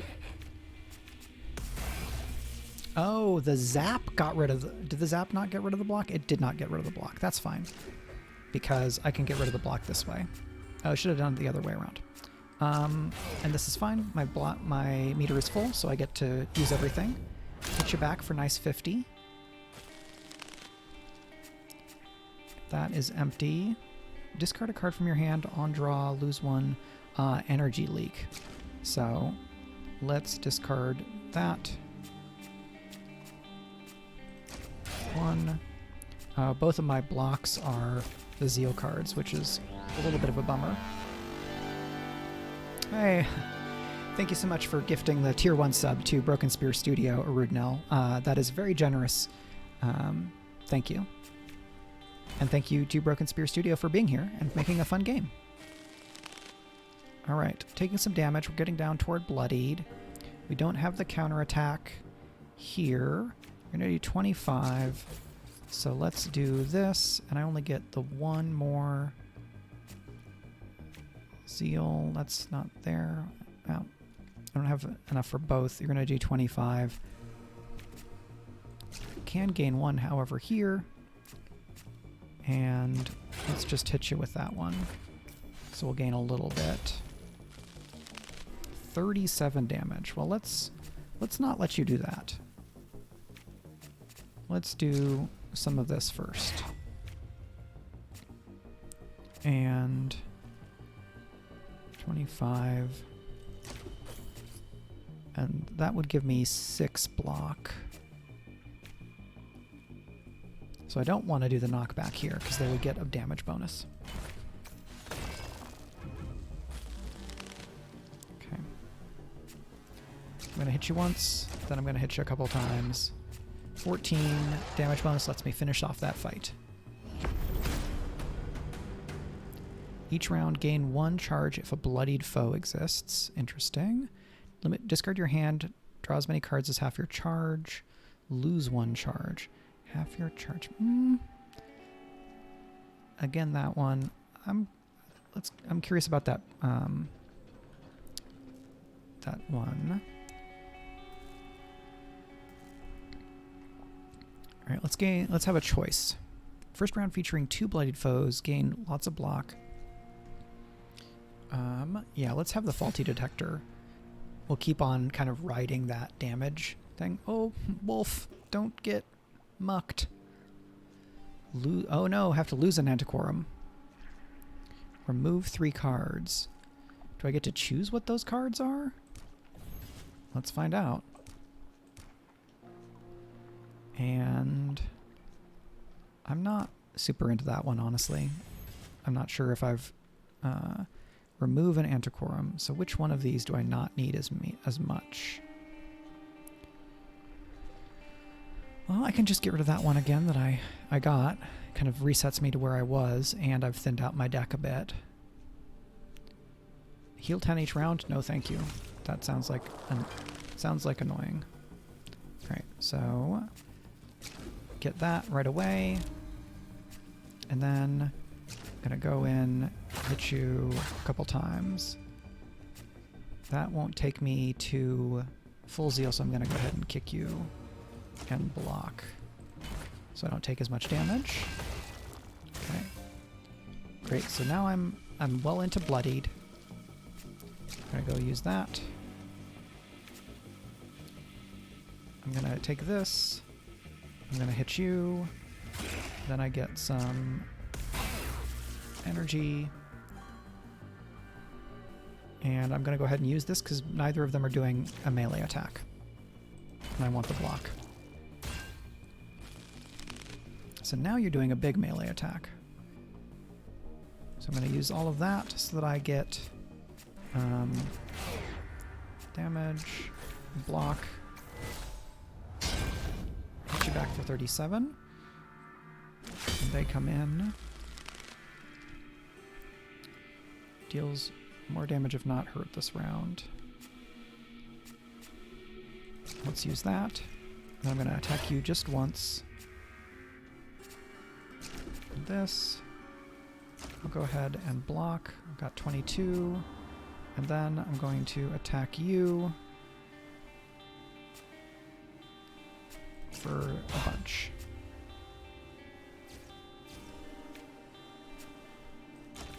And gain a little zeal.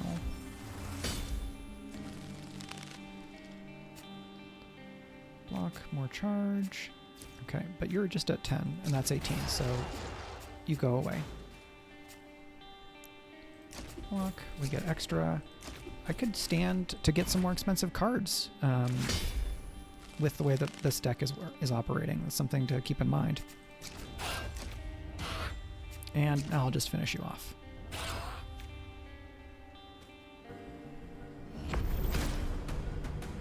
Okay. These are all 1.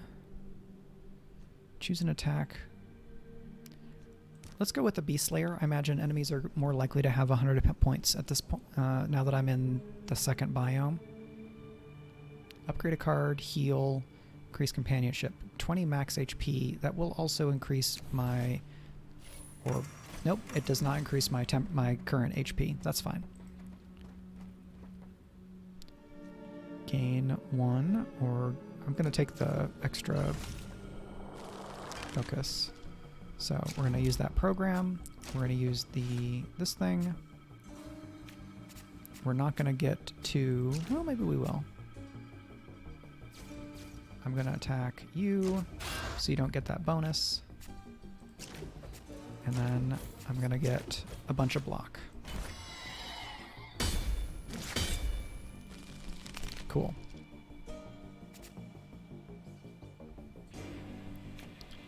And but if I leave this, I will get... Oh, and actually I don't need both of them because I can use this and it will gain me 1, so that then... Oh, the other one was a Zeal card. I thought that one of those blocks was Zeal. Okay. None of these enemies have 100 hit points. Oh, so that's a smite.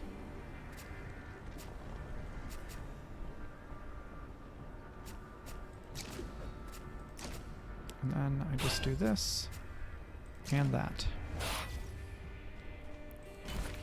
And then they'll come in, and then I will counter you for 47. Very satisfying.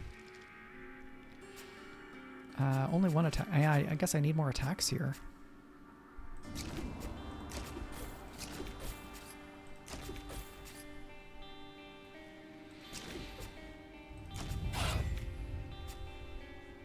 I have all the block I need.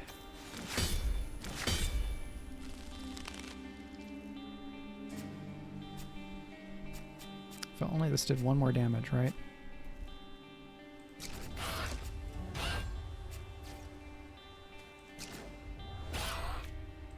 Oh wow, you're getting 14 back a turn.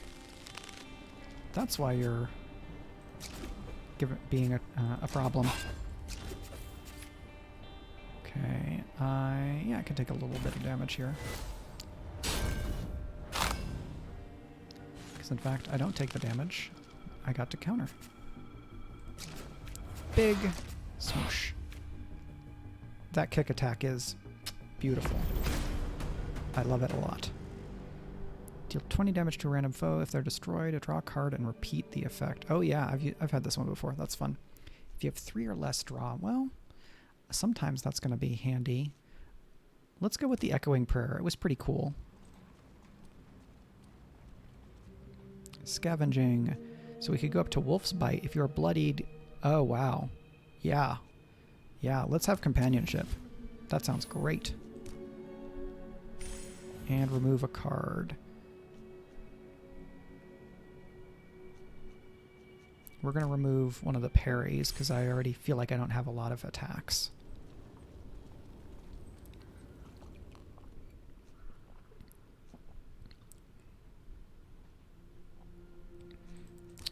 Let's do that because I don't have a whole lot of defense.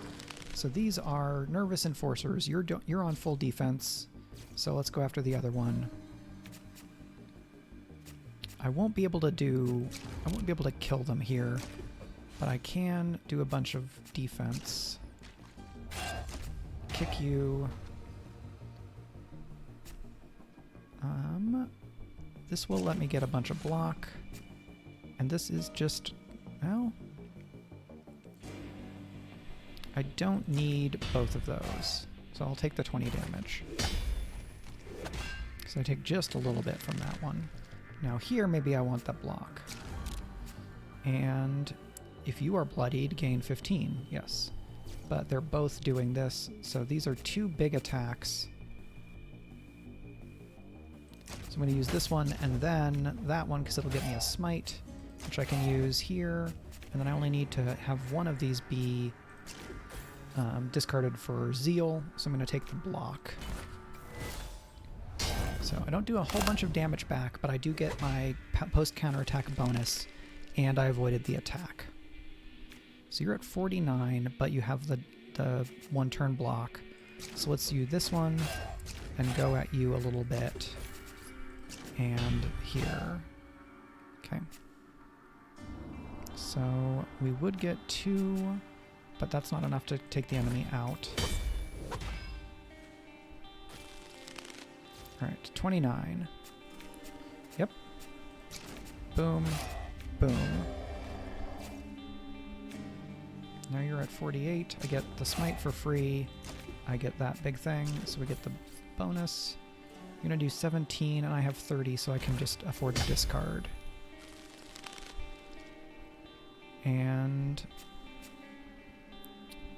let's do this. And this is just about getting bonus for the counterattack, so that when you do this, I kill you. Nice. So yeah, the game feels like it's working a lot better in this run because I have shifted my focus toward that counterattack meter in a more considered fashion. I was treating it a little bit more like a subsystem, like a more minor subsystem, and now I'm treating it more like a main system, and it seems to be helping a lot. I mean, does it make sense to get a second one of these? I think maybe it makes sense to get that.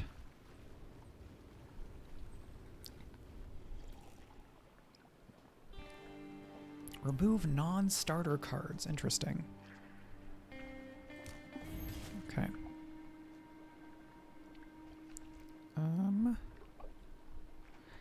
This one I like. 2 premeditated defenses. I don't think I want to get rid of my attacks. I think I'm going to get rid of that one because it has felt more superfluous. / I have not done as good of a job into integrating it into how I think about the fight. Alright, so 10 fast hands. This foe always attacks first, but you're attacking, so let's go after you. Let's do a bunch of that. So we're not going to gain more zeal here, but I do get to zap, and I'm going to go ahead and attack you. And attack you again, and then gain some more defense. Yikes.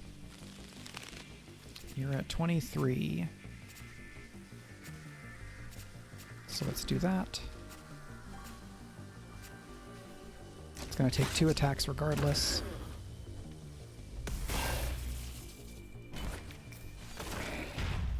And that kills you. Great. Psi energy. A random foe heals for 5. Draw 1. Yeah, I'll take that. I am bloodied. So, nom. Let's get a bunch of block, yeah. And let's get more counter. Ka-chunk. And now you're at 1, so I'm just going to hit you a couple times and we're done here.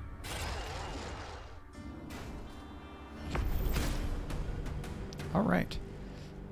Let's take this attack, because I don't have many attacks. I didn't even bother looking at the 3rd card. That might have been a mistake. That's fine.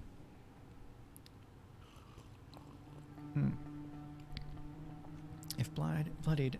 interesting. So I'm going to take the heal here, because I will still be bloodied. And I feel like maybe I can even get to the 2nd invasion. Let's do upgrade, because I've already removed a bunch of cards.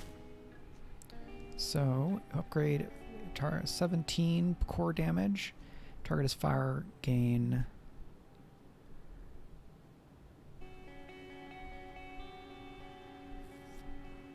So this one just seems better.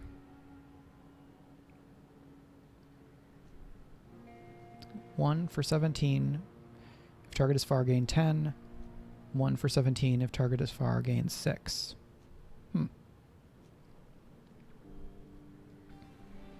Deal retribution damage to random foe. If they're destroyed, draw a card. But don't repeat this effect. Deal 30 if they're destroyed, draw a card and repeat this effect. Gain 2 smites. At least have 55 max HP. Gain 12 or 20 damage. 15 damage. Gain 6.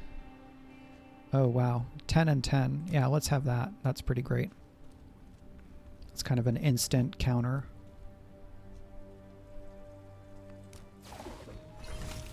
Okay. Arcane Leech. These 3... Arcane Leech, Keeper of the Temples. And... Okay, so 2 Keepers of the Temples and an Arcane Leech. What's your deal? This foe adds 1 Vital Point Corruption to your hand each round.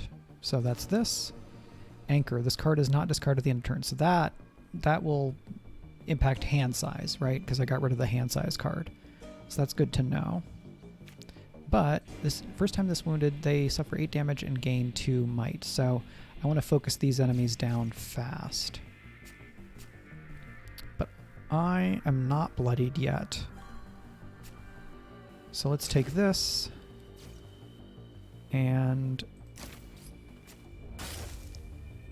hit you, but then I just take you out entirely. Should have used that first. And I can get rid of that. Then I can attack you. So I don't get the zeal right away, but I am taking enemies. Oh, okay. It gets 1 more expensive every time you do it. Is that right? If your hand contains 5, they are erased and the Arcane Leech feasts on your Vital Force. Well, I would like to not have them feast on my Vital Force, to be quite honest.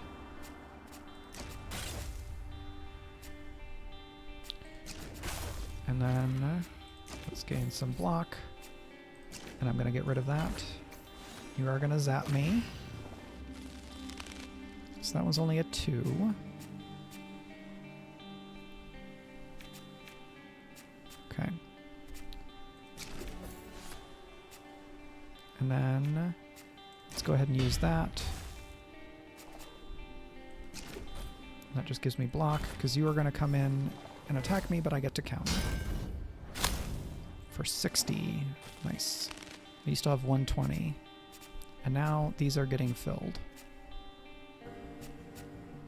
So I'm going to use the extra energy that I got to get rid of that. Then I'm going to hit you a couple times, and I'm going to use this. But I won't gain zeal. Oh, I gain a little bit. So they run away. I'm at 3 of those. Gain 1, gain equal twice your charge, which is not very much. So I'm just going to come up and get you a couple times here. And then I'm going to hit for 20 and a smite, but it's not quite enough to kill them. And they're never going to get me to 20 to 5 because I just kicked them and we're done. But a rough fight. Gain 2 for each foe near. First attack each round, the target suffers 10 non-lethal damage and another heals. Okay, interesting. First time a foe is destroyed each fight, gain 5 reconstruction. That's pretty great. The hazard prevention. Retrieve from Teresian combat suits. These health monitors save lives. Very good. All right, we're at 3:46. I haven't taken a break yet. I'm just going to check internet things real quick to see if there's something important I need to check on. Nope. All right, I'm going to take a break just to get up and use the restroom. Thank you so much for coming by, Broken Spear Studio. I think you have probably already left, but if you see this in the VOD later on, thanks again. So I'm just going to go to my break scene for a couple minutes, and then I will be back with more of Beneath Oresa. Maybe we'll get to the second boss. Let's see.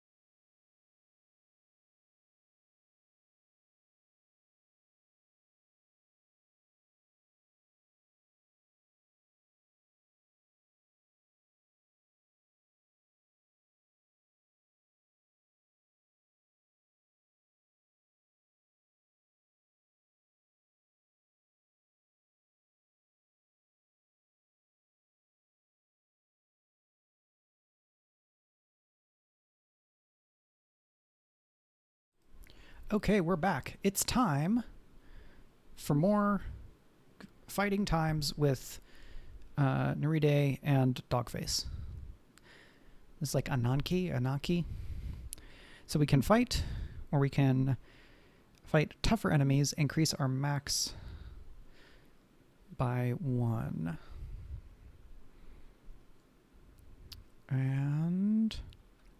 But tougher enemy. So let's take a weaker enemy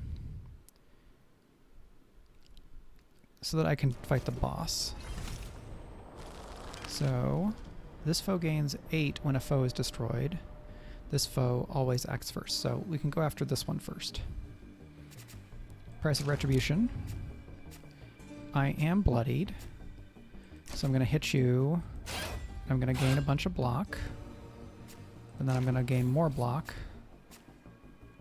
I have 22, you're doing 18, 28. But let's go ahead and gain that charge, because that will also lead to more block with the other cards. What are you doing here? Well, far this foe hits their ally. Oh, well that's great. Bad accuracy.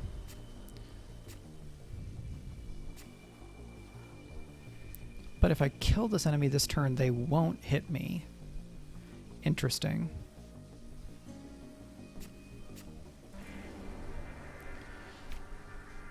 Like, because I can kill this enemy this turn. 1, 2, right? But then they will hit me for 20. If I don't kill them, they will do 20 to this enemy. So all I need is the block to not take damage from you and to do 1 hit.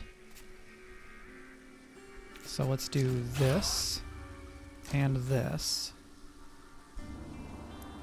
And then they kill my enemy, but somebody else comes in. So we're going to do the wolf stuff. And we have several people attacking. And then I'm going to go... Alright, this is heavy, so I can't use it from where I am. Knock back. What's your deal? Alright, you're going to come back up on me anyway, so I can knock you back, and it's fine. Block, and 30. So not the biggest counterattack hit, but it did keep me safe here. Psi Energy, random foe heals for 5. No, that's fine. So we're going to gain a bunch of that. I want to draw a card, yeah, because I want another attack. That's worth it. And I get an energy back anyway, so I get to block. And that will give me a charge, so it doesn't matter that I don't get the more block. You're going to flee before attacking. Well, I certainly want to hit you with that. You do have 100 max HP, so I will get... I thought you did have 100 max HP. Well, I'm going to go ahead and use that. And then I use this fun thing and it kills you, which is a very good bit. Having 2 of those would not be terrible. I don't think I want to stack up on these, so I'm going to take that one again. I'm guessing I can have more than one of the same thing active. We'll find out. 1 unrivaled card. I guess that's probably like a rare. And heal and remove a card. Upgrade. Let's get an unrivaled card. Grievous Laceration. 21 damage. Target suffers minus 5 weakness until the end of the next round. Yeah, cool. We remove a card. So what are we looking at here? So we can remove one of our basic attacks again because we have gained other attacks. And we gain some health. Alright, we have a regroup and then the invasion. So if I heal, the wolf will hurt me at the start of the fight instead of heal me. So we don't want to do that. If we companionship, each time you destroy a foe while bloodied, heal 3 hit points. Growing Roar. Next round. Each round if you're bloodied, draw your next attack. Oh, that's pretty cool. So we're getting better and better abilities here. I'm going to go ahead and take the upgrade though, because I have some other things worth upgrading. Yeah, look at this. I can upgrade this right away to 31 damage and knockback, or 21 damage and 10 weakness until the end of the next round. Let's take that one. And now, what do we got? We have a distiller and a protector. What's your deal? If you're bloody at the start of the fight, add 2 bleeds to your fight, to your skull pile. Well, I don't know. To your discard pile. It does not look like they did. It looks like I got the heal from my wolf before. It looks like I got the heal before that effect took place, so I'm not bloodied. And you, distiller. Sentinel has 1 while the distiller is alive. Add 2 distillates to your draw pile if the distiller is destroyed. If alone, the distiller suffers 80 fragility. But you have 620 hit points. So getting rid of you first is rough. But you do a ton of damage and you're doing buffs. So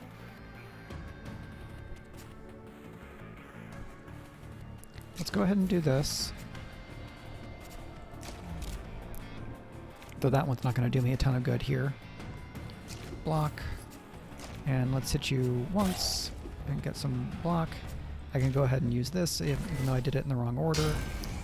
So you attacked 4 times. It blocked your whole attack. That's great. I'm not bloodied yet.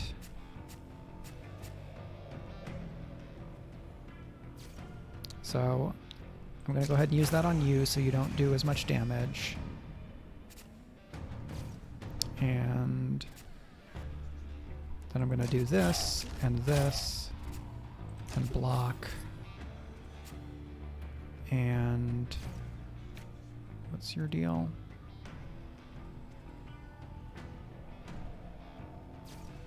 Because I can knock back one of you. Well, it'll give me charge, so let's do that.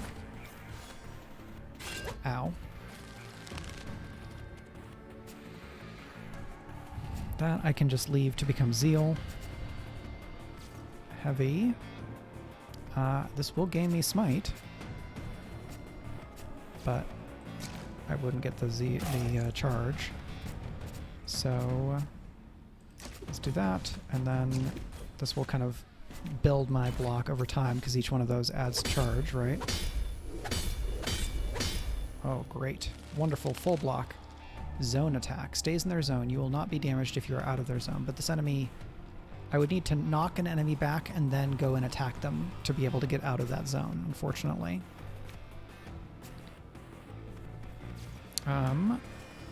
But if I Grievous Laceration, it will...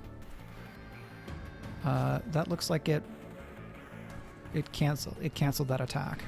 So it's 20 attacks at 0 is what it looks like it will be. So I guess I just do this and it zaps you. And I don't need this energy, so we'll just drop it. Great.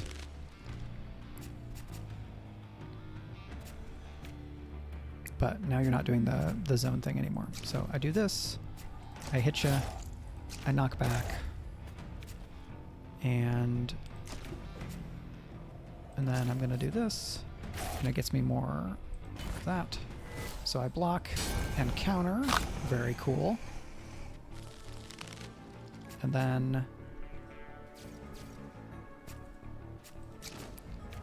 I do that. No, I mean, it's not going to hurt me to have this, right? Let's go ahead and do that so you don't do as much damage to me. And then I'm going to block. And I think I want the damage here more. 37, so that takes me down to 59. Distillate. Choose a card from your draw pile, erase it. Gain might equal to its cost, and heal amount of damage equal to 20 times its cost. Interesting. So I could do this, and then I heal a bunch. And then I do this, and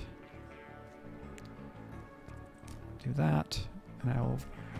Oh, I don't get anything from 0. That was silly.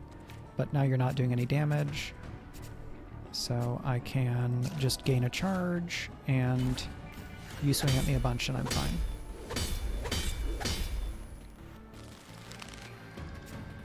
Alright, so you want to keep on reducing your ability to do damage, and then I get a smite. Great.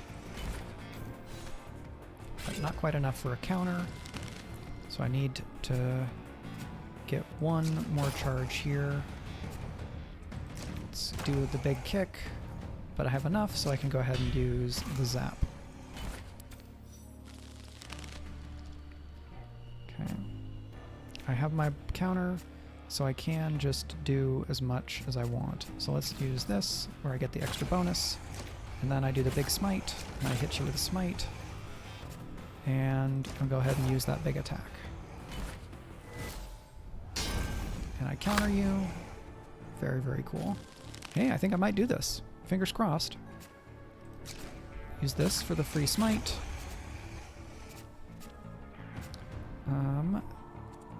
I will need to do this, however. This will not give me block. But if I do this, you just won't hit me. Wow, this Grievous Laceration is doing incredible work for me here because they're doing a bunch of smaller attacks. Absolutely fabulous. All right, get you there, kick you, and a block. But you're gonna hit me pretty solid. So 1, 2, 3, 4, 5. I need 5, but I don't have anything that will give... Oh, this will give me extra cheap. So if I don't use either of these, then I will get to block. Which the blocking is worth more to me than the damage at this point, basically. So I use this, so you're not damaging me. And then I do that, and I come after you, and I just keep wailing away for damage. Woo! Second boss defeated. Very nice. This is the first time I've beaten the second boss. A second boss. Actually, the first time I've reached a second boss. That's just very cool. So I can have an oscillating transplacer, draw 2 extra cards, rounds 1, 3, and 5, or a enhanced rage controller. Each round, a random attack from your discard pile returns to your hand. Oh, that's great. Because I could get that laceration back every turn. Now I'm in the third biome, Lauda. And my HP is all recovered, which is lovely. Yeah, I'll take the lose 5 HP because the wolf will do that for me. So you're going to flee. There's just 2 of you as normal enemies now. But you are not melee. Let's do that. And this is just a 20 damage attack, honestly, at this point. And I don't need the zeal. Okay, that time I did get the smite when I hit them and they had that max HP. Wow, look at all that damage I did. Fantastic. But I did take a lot. So I can do all of this, right? I can hit you like this, and then I can hit you like that. And I get this back, which means that I can adds neural assault if attacked. But you have that, which means I'm going to go ahead. It does not count as an attack because it's a green card. So if I just leave this alone, I won't get the neural assault, and I will get to do my counter. Not a lot, not as much damage back, but I just don't take the damage. Neural assault. All right, so that's that one. Big damage here, and then just some blocks. 25, great.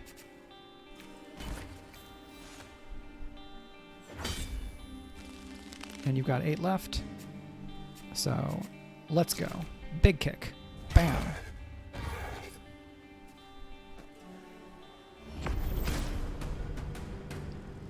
So I can lose but draw each turn. No, I don't want to lose that. Oh wow, several things that make me lose this stuff.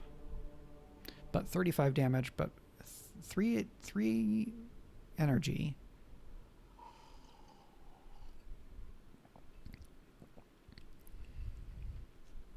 All right, I think neutral is better because it's only a one-off. Heal 20. All right, gain max because that increases the size of our bloodied range. The first time you play a non-fading maneuver, return it to your hand. It costs 2 less until played. Okay, that's cool. Wolf, wolf, wolf, wolf, wolf. Add a stun, draw extra, add a stun, gain block. Yeah, let's gain block. Okay, so we have a devotee, a tainted obelisk, and the anointed urn. Orbiter of Doom. Tainted obelisk. First time each round. Yikes. Well, I don't have that, so I can get it back. Oh, and the new thing that I got will let me do the same thing. Well, that's fun. Look at all these cards I have.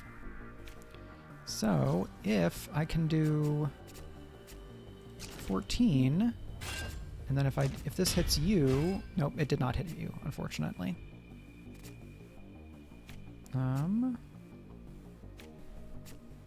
So let's get some block. I will just take you off the board. And if I get this back, oh, you're not a zeal card, so I can get this back. And I can gain block. Yikes. Okay. Fading on draw, gain 1, and suffer 10 damage. Yeah, that's fine. If I am bloodied... Yes, I am bloodied.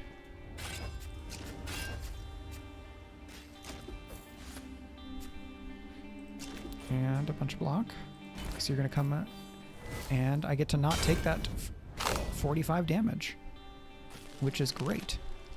Gains a positive effect to all allies near. Here's the thing. You're alone. You're alone, devotee.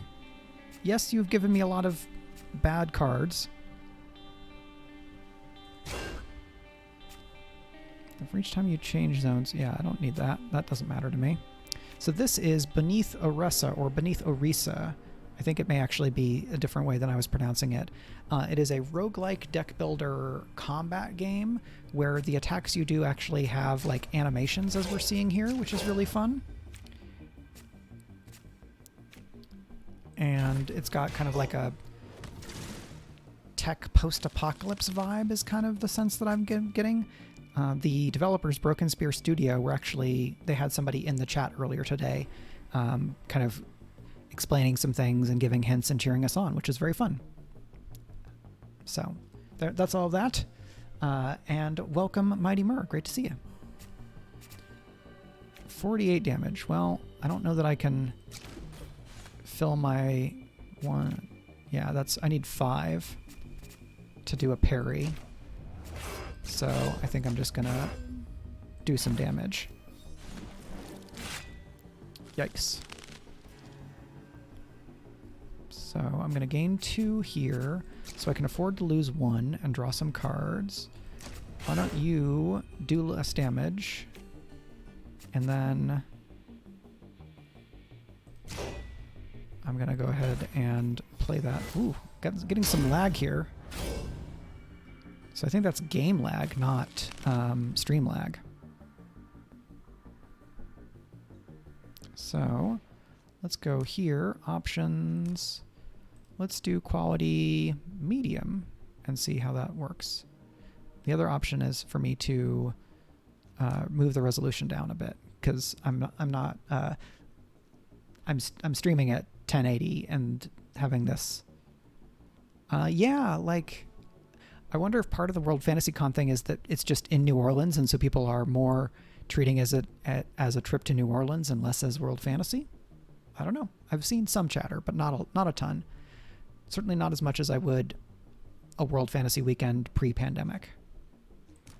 All right, let's see how this is. I am actually going to switch my resolution back down to 1920 1080, but then high. Yes, if anyone who is watching but you're at World Fantasy, please go and say hi to Brandon, aka Brandon O'Brien, aka The Rising Tides. The Twitter fire is very bright today. Absolutely.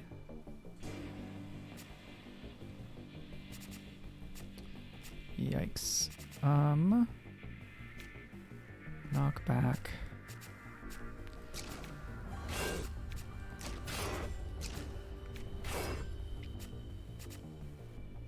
So yeah, just hammering at you, I guess. If a foe... No, that doesn't matter. Let me get to a little bit of block here. Yeah, it's really impressive the speed at which Musk is burning Twitter down. Now, part of it was that I saw some reports that use of the N-word on Twitter went up by like 500% or something in the first 48 hours since Musk took over. So it does seem like either there was a moderation change before he took over, or there was a moderation change after he took over, or people were just a lot more brazen because they thought they could get away with it. None of those are good. If you have an odd number of charge, choose a charge from your discard pile and shuffle into your draw pile, but 12 block. When your charge changes, each foe suffers 4 non-lethal. Well, that's pretty great. Let's take that.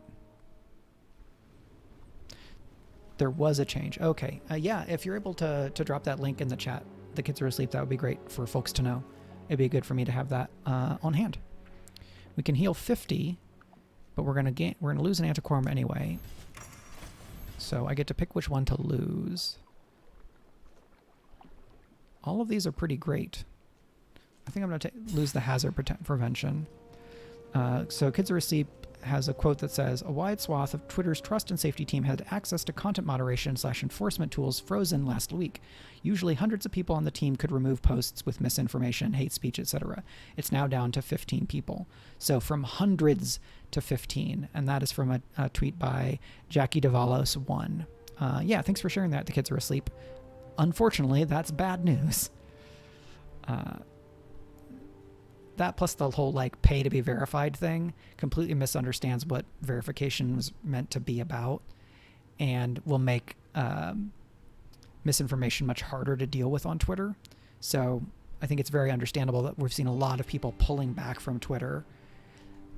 There are a bunch of creative industries, however, where Twitter is like the main place that opportunities happen, including science fiction, fantasy books more broadly, and the TTRPG space. So the spaces I move in most actively are the spaces that are most dependent on Twitter for networking and business opportunities. And so if another space does not emerge to be able to create those opportunities, it's going to be really hard to justify getting off of Twitter entirely without it feeling like having to a little bit, but not entirely. And I'm going to use a medical metaphor here. It's kind of like taking off the arm. If like the hand is necrotic, it's not great. It's bad. It just may be less bad than a potential other bad, but also losing an arm is bad. So it just seems like terrible all the way, which really sucks. Let's upgrade a card. So free, but get less. Yep, I think that's certainly a possibility. The kids are asleep. That Twitter has been a liberatory, revolutionary place. If we look at the Arab Spring revolutions, if we look at Black Lives Matter and Me Too, Twitter was a massive enabler, accelerant of those social movements. And Elon Musk is a regressive / fascist. So I think that's a pretty likely read. Twice your charge. Let's gain more charge from that.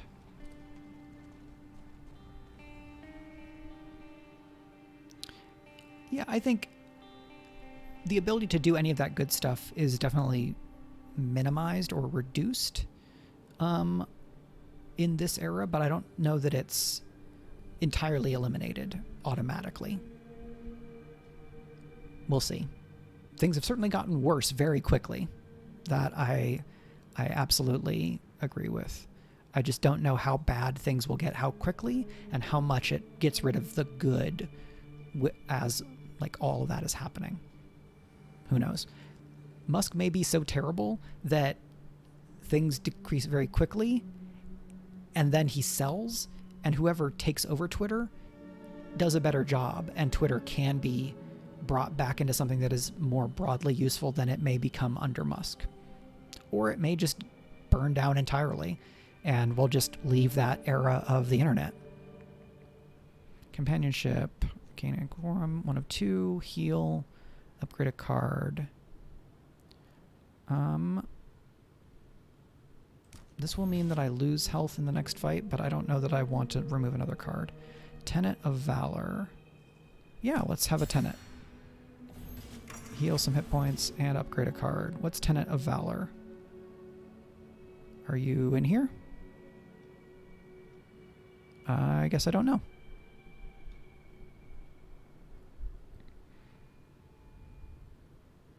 So this means it's so that enemy, not just nearby enemies.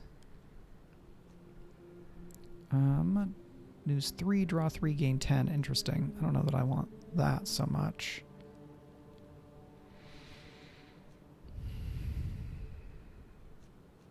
All right, I do want to have a little bit more knockback to control the field.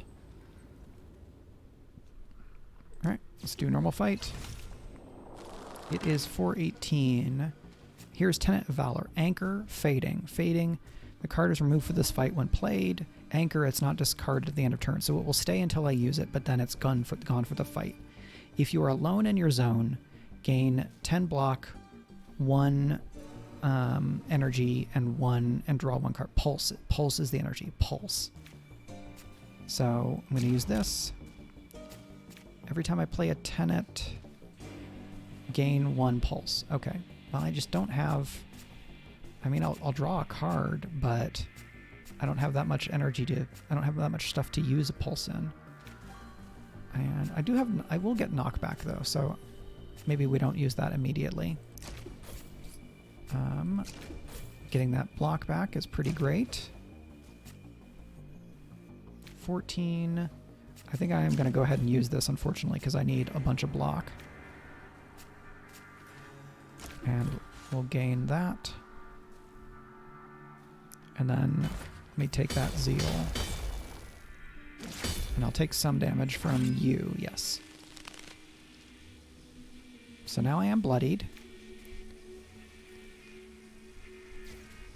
And as long as I don't kill you, your buddy is gonna do a bunch of damage to you. Oh, all these things are knockback, unfortunately. Which means that I want to hit you that way. Then I'll gain a bunch of this. Those are my Zeal cards. So I think I'm gonna leave it so that they hit my enemy, and then I get that counter. So 15... So 16 damage to you, and then I'm gonna use the Bring Justice for some bonus here, and hit you. I guess you don't have 100 max. So this, I'll do that, And how much are you, what are you doing? You're just doing something like this. So I'm gonna hit you. My charge change, enemies take damage, great. And now I'm gonna go back over to you.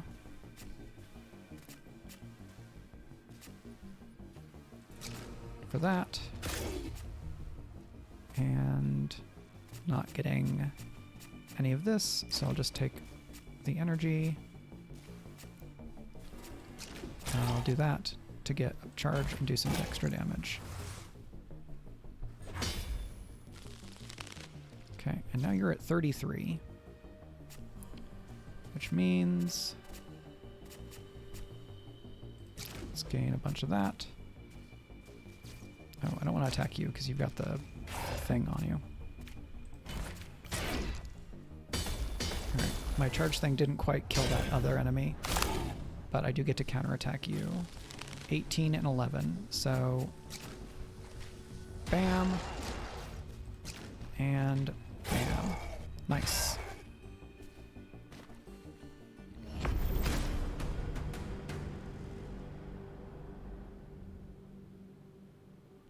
Yeah, Twitter and Facebook are both absolutely loathsome companies.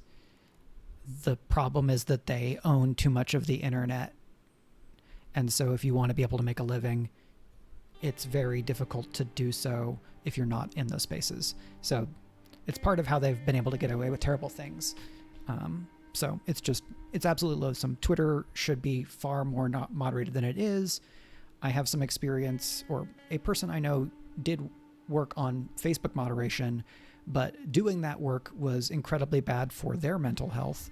And so it's just shitheads all the way down, which really sucks because it's getting into the like, okay, so you can be not on this platform and you don't get the access to any of the opportunities, or you can be on the platform and implicitly, if not explicitly, validate or support totally loathsome behavior. So it's basically the rich people and fascists, many of whom are rich, creating no-win opportunities and no-win situations.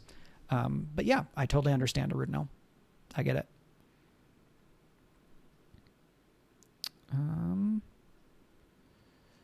I'm not into any of those cards. Decrease companionship. Well, I like that bonus. 1 of 2. Let's get this one. Each find gain 1 divine intercession. Interesting. And now we have the heal a little bit every time I kill an enemy if I am bloodied. Let's be reckless. Divine intercession. Anchor. Fading. Gain 1 of 6 cards from the collection and reduce its cost by 1 until played. Sure. 18 and 5 on guard.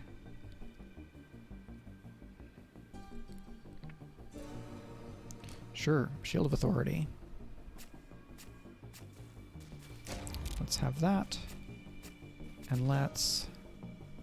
I am bloodied, but you're a Zeal card.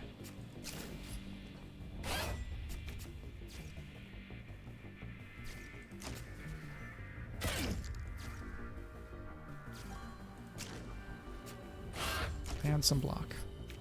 And some more block. But if I kill you, it will also zap somebody else. Nope, it hit somebody else. Cool, but I did block everything. I just did not gain a lot of... Oh, I was not alone in my zone. Bad call. And... everybody's doing ranged attacks, so no good. And then let's just get the charge.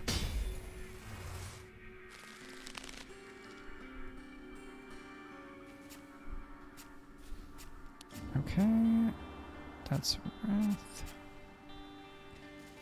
Let's do this, and then that, and then a big hit. And I don't have the energy for that. Getting a lot of damage off of those charge boosts, which is cool. And let's kill you with that. We'll get more energy. Get this, and you're doing some more damage. Let's do this. Great. So you're going to come at me, and I'm going to counter.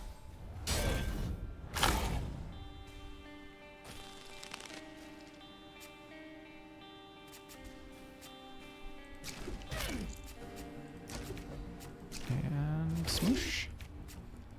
And then I finish things off. Cool.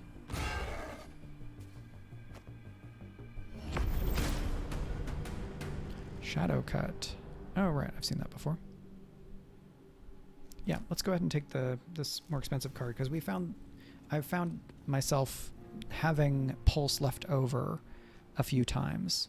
Let's take on a bigger fight. Okay, so it's one of these.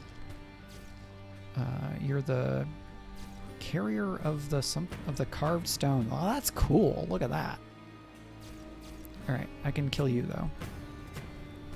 25. And then Divine Intercession.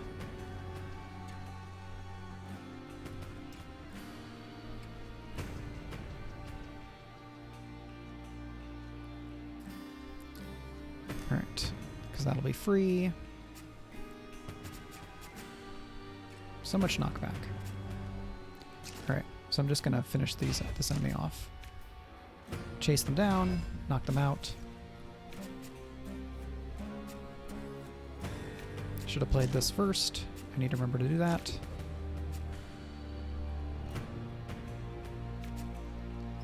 I don't have a lot of charge, so I'm going to go ahead and play Tools of Justice and get some more block. 32. That only gets me 4 block. So I'll go ahead and use that and let the other ones get me charge. Okay. So I do this, and then I kill you. And then, so I'm going to gain Zeal so I can draw cards, but you're going to block first. I do get an attack through, and I'm going to counter still.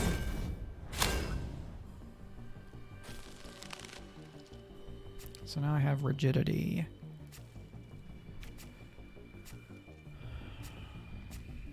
If I'm bloodied, so I'm going to do that hit. I'm going to do all this. I keep on using this too late. I can draw for free.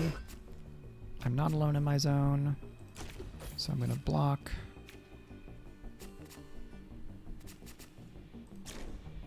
That did not do anything to them. Okay, so this is going to suck. I did have a bunch of block, which is great. So, so we're gonna knock you back, and then I'm gonna use that so I get extra knockback. We're gonna block. We're gonna block a bunch more. Oh, I could have used the Tenet of Valor when I did the knockback. I need to remember to do that. So I do this. And now I can do that.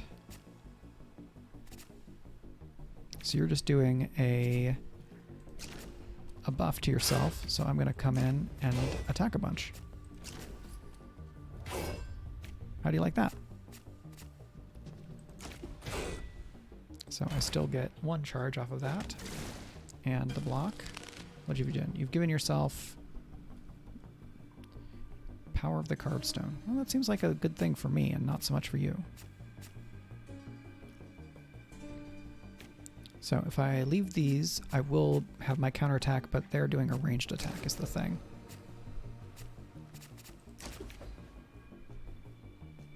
So let's get rid of that, and I will draw something else.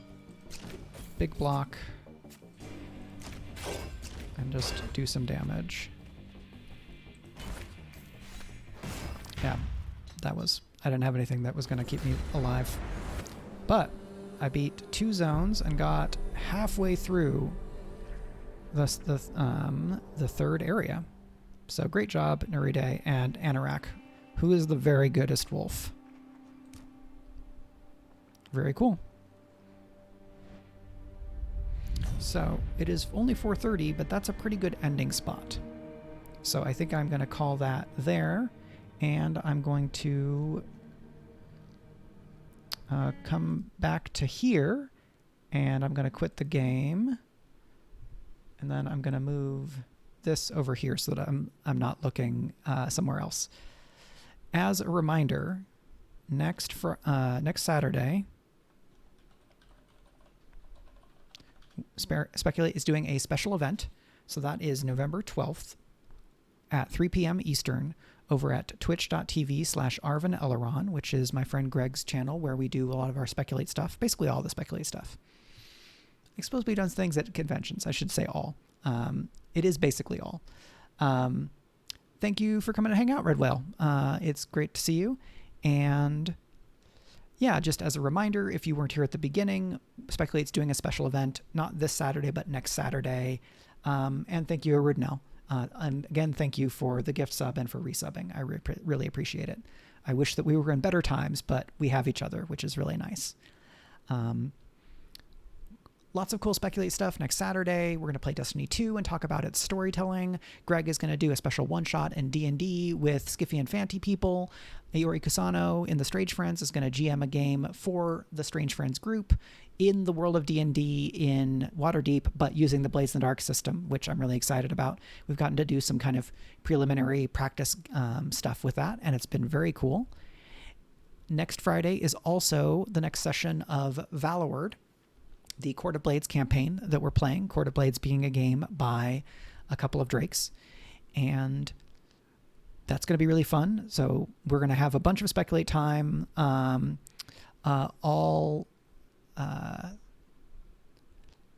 Speculate fun times in the next week. I'm going to make sure to do all the kind of promo stuff that is appropriate so that everyone who could potentially need to know about it can know about it. We're going to do this to have fun and to kind of celebrate what we do at Speculate, but we're also doing that event in the hopes that we can get some additional financial support. I know a lot of the folks who are watching here are already financially supporting Speculate or are materially involved in making Speculate, but maybe we'll be able to reach some more people or do such a fun thing that some of the people who already watch are maybe moved or inspired to get involved in Speculate by making some financial contributions and helping us do more of the things that we want to do, like releasing episodes more regularly, maybe branching out into other shows, like more one-shots and mini-series, doing a website refresh or some other things. There's lots of stuff we want to do, but resourcing is our main pain point and stopgap right now. Brandon, Greg, and I are all putting a lot of ourselves and some of our money into making the show, and there's only so long and so much we can do because we have other priorities and obligations. So I know it's very hard to be asking for money in pretty dire financial straits for a lot of people because of inflation. Most of that inflation, by the analyses that I've seen, is a direct result of corporate greed and price gouging rather than other forces. While there are definitely forces that are leading to inflation, like Russia invading Ukraine and other groups like manipulating gas prices in order to try to make Democrats look bad so that the GOP will get voted in, so that the GOP will vote for tax breaks for rich people, including a lot of the gas people who are the ones who are making the price gouging and the corporations that are doing the price gouging. So economics, politics, they go like this and punch us in the face, but we're going to keep making fun stuff and hope to bring joy to folks. And if you are so inspired to make some contributions, we're going to have some special incentives and giveaways for people who are donating during that stream or who are becoming patrons over at patreon.com/speculate. Yeah, there was definitely inflation, and it's been, really exacerbated by corporate greed, right? I'm not going to say that there wasn't any kind of inflation, because there's been consistent inflation. It's just gotten way worse because of supply chain stuff and a variety of things, and then the corporate greed magnified a lot of those things. And now it's rough because wages certainly didn't go up by that much, even if you move to a good new job. So it just sucks. but we'll do what we can, and any contributions the folks are able to give are greatly appreciated. That'll be next Saturday, and before that we have more Valorword. So that is all that. I'm going to go check on Twitch real quick to see who else is streaming that we might be able to go and say hello to. Make that go away. The Hot Gamer Collective is doing a fundraiser for the for abortion funds, so we're going to go and raid them. Hot Gamer Collective is a group of folks in the games and video games and media space who have been doing fundraisers for a variety of causes: trans rights, immigration reform and immigration refugee support, abortion rights and reproductive rights, and all that kind of stuff. So we're going to go over and say hello. As a reminder,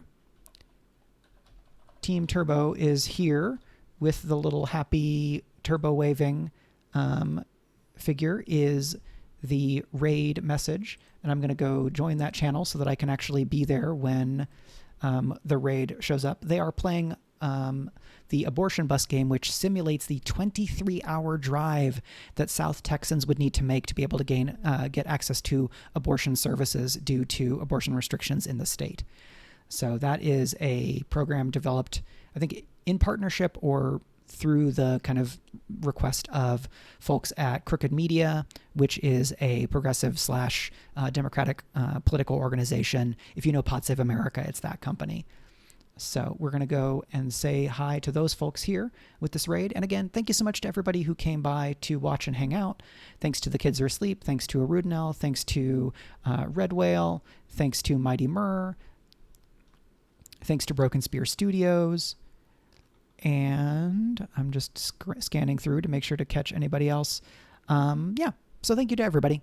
This was really fun time, and I will probably be back next Monday with more Pushonomics or more of Beneath Oresa. It's been great hanging out with you all, and have a good weekend. Let's go.